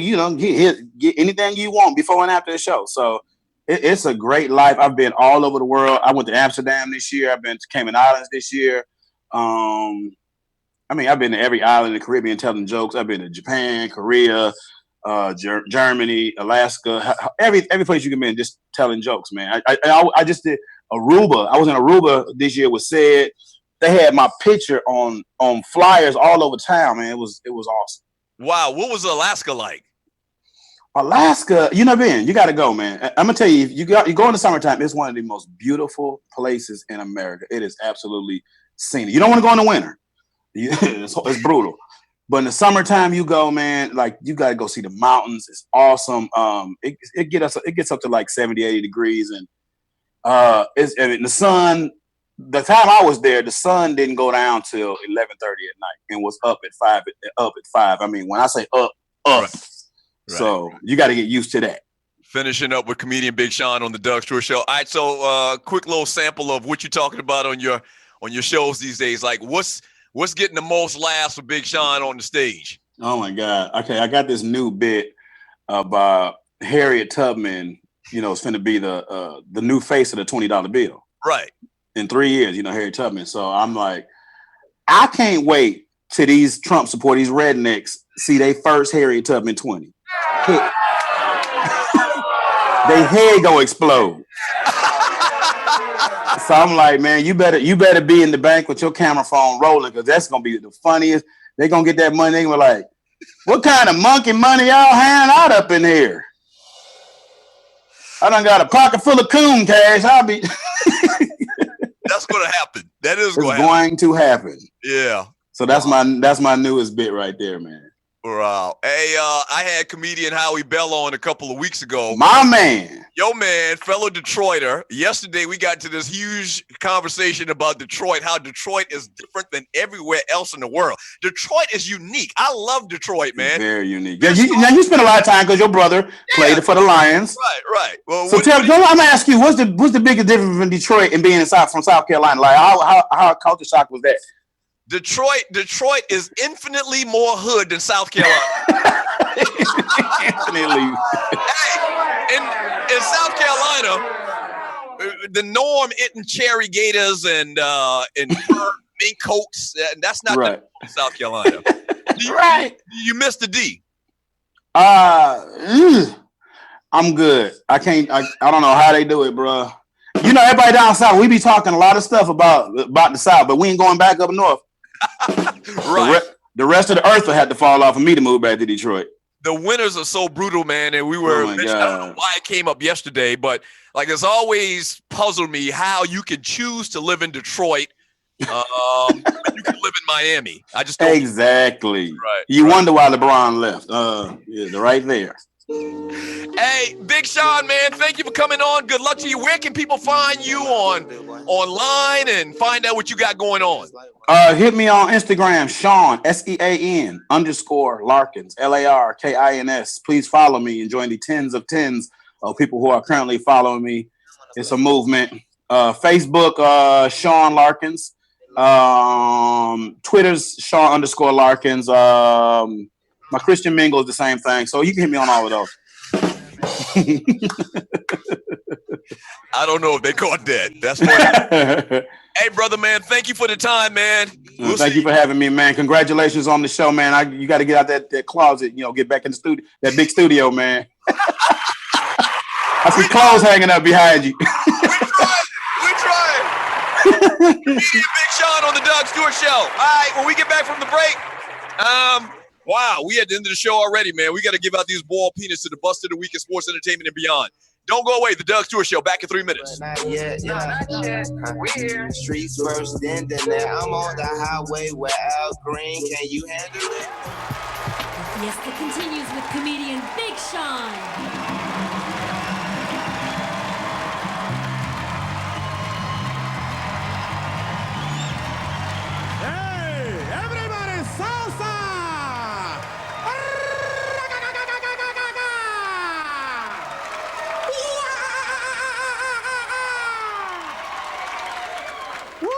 Looking good. Gotta look through the crowd, boy.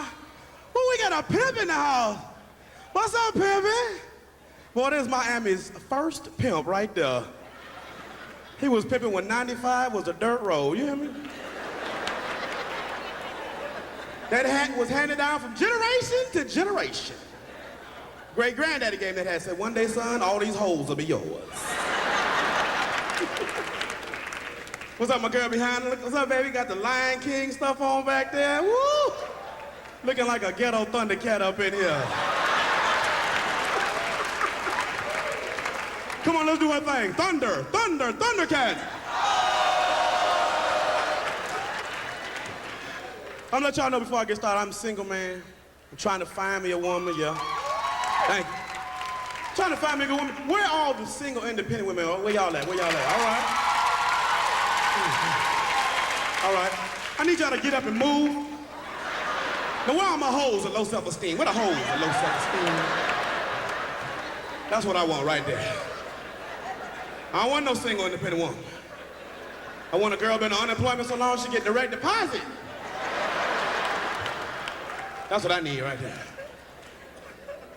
I need me a woman, though, you know, I'll hook up with a girl if you got kids, but as long as your kids are well-mannered kids, I can deal with male well-mannered kids, right?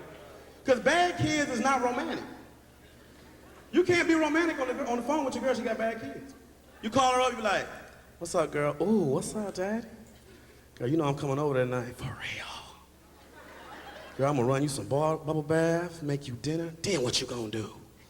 I'm gonna take you in that bedroom, then you be like, sit your ass down! Damn!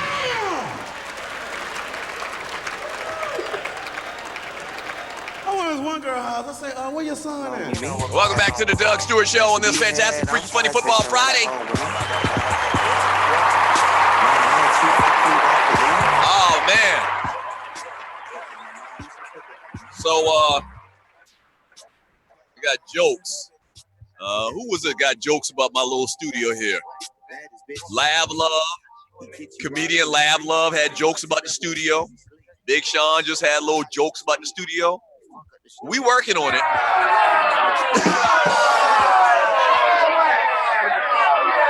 right. We working on it, man. You got to crawl before you walk. You got to walk before you run. That's what we doing. Me and my man, Rob Hix. Leave my damn studio alone.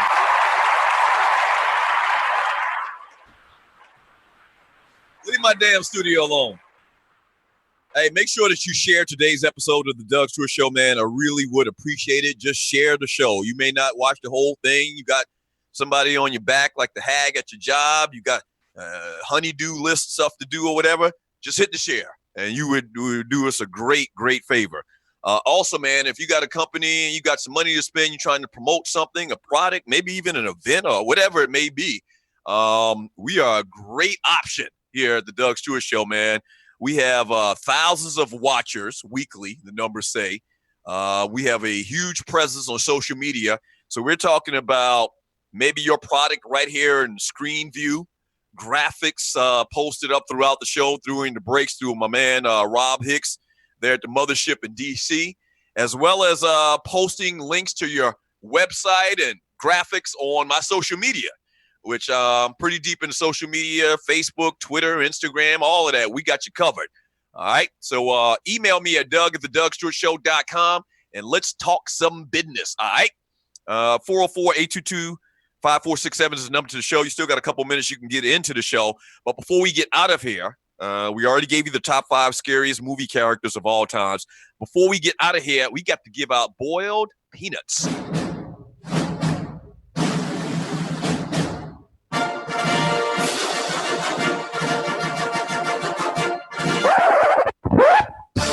Peanuts taste better boiled. Ladies and gentlemen, today we are going to begin our study of the male erection.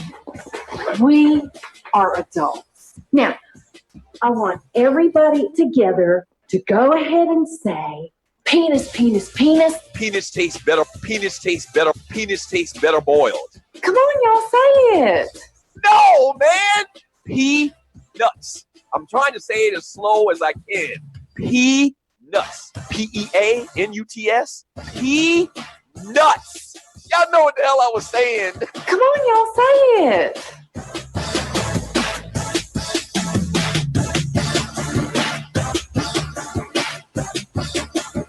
All right. So it's that time of the week where we we have to give out boiled peanuts. All right. Long story on how we came up with the name. One of the listeners, P1's, Vince Wright, he also hosts his own show online, podcast, the sports governor of Minnesota. One day I was doing the show and there was some conversation about boiled peanuts, which are a delicacy in the great state of South Carolina. And I was trying to explain it, and the listeners thought I was saying boiled man parts. Hell to the no.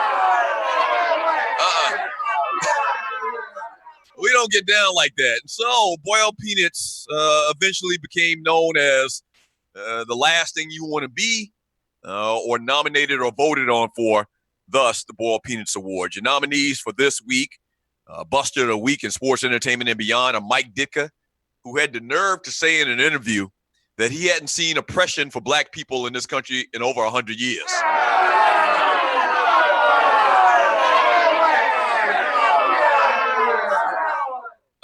So Mike Ditka was nominated.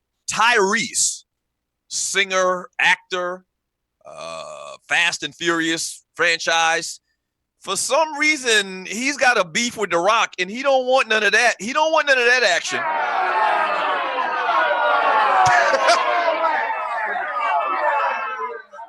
Right. The Rock can snap that dude in half, man. I like Tyrese. I don't want to get it twisted. I don't want anybody to go, oh, Doug Stewart talking trash about Tyrese. I like Tyrese. Very talented brother. But he don't want none of that. Chris Forrester, the cocaine coach down in Miami, thought it was a good idea to videotape himself doing cocaino and sending it to a hooker. I don't get it. I do not get it. Speaking of hooker, Joanna Nige, the young lady of the evening, she's not, and somebody emailed me, why you keep saying she's a hooker? She's a dancer. No, she's not a dancer. I think she probably dances when she do her hooking. She's a hooker.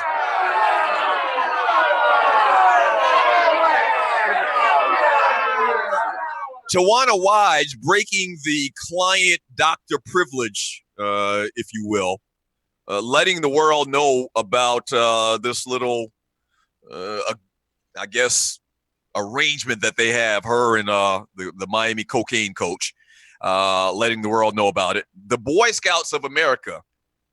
Listen, man, I don't hate anybody. I don't have contempt in my heart for anybody, any group of people. I believe in inclusion. I believe in being progressive. I believe in it. I just don't understand girls being part of the Boy Scouts.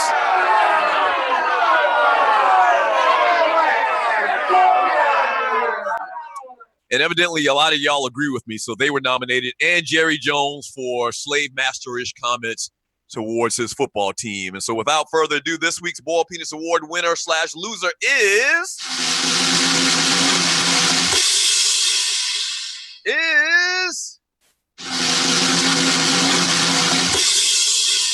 with 52% of the vote, Jerry Shyster Jones.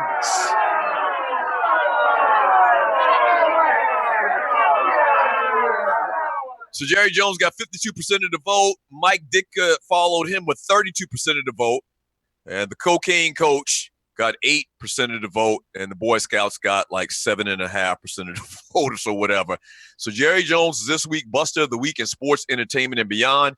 And bottom line, a lot of people that aren't black just don't understand why, or don't want to understand why the comments and this mandate by Jerry Jones is so offensive.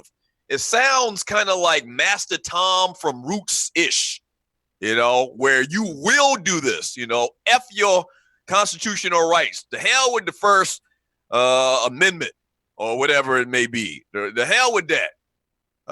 You're going to stand up because I tell you to. Even though you're a grown-ass man, you got kids your own. And even though it's not stated in the agreement between the players and the union, you're going to do it. And damn it, if you don't, we'll cut off your foot. Yeah, that's what it almost sounds like.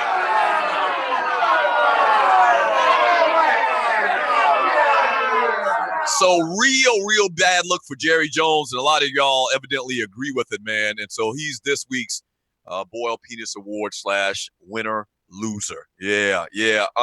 Phenomenal day today on the Doug Stewart Show. You gonna eat your Can I get my man Pink Gator to get us out of here? Yeah.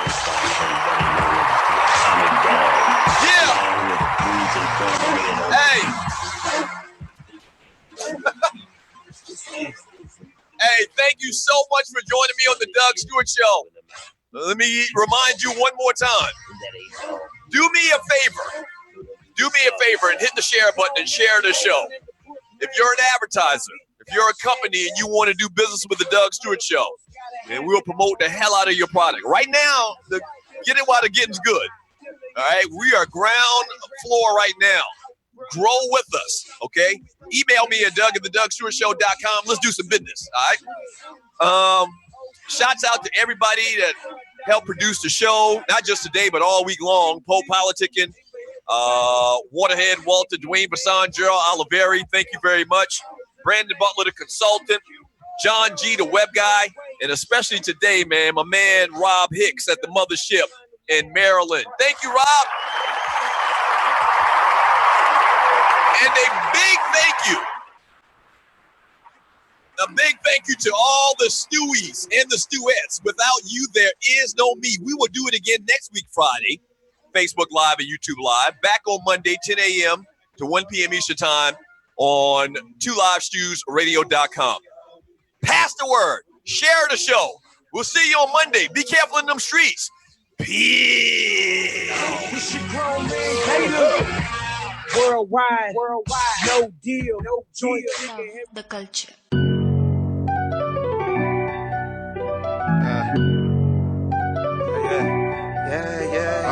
Yeah. Boss on the beat, what's happening, dog? Damn. Hey, we got a lot of that. Help yourself. Yeah, the weed. We got a lot of that. Okay. Shout it, help yourself. Yeah, good drink. We got a lot of that. You know this. Help yourself. Damn, we got a lot of that. Damn, that's a lot of man. Do yourself a favor. Help yourself. Damn. What's that on that shelf? Jack that yeah, mo, jack that yeah, bitch. Help yourself. I'm a ladies man like Leon Phillips. You still can't help yourself. Yeah. Book me for a show. I'm helping myself this second at the hotel. Yeah. Y'all boys hell. Paying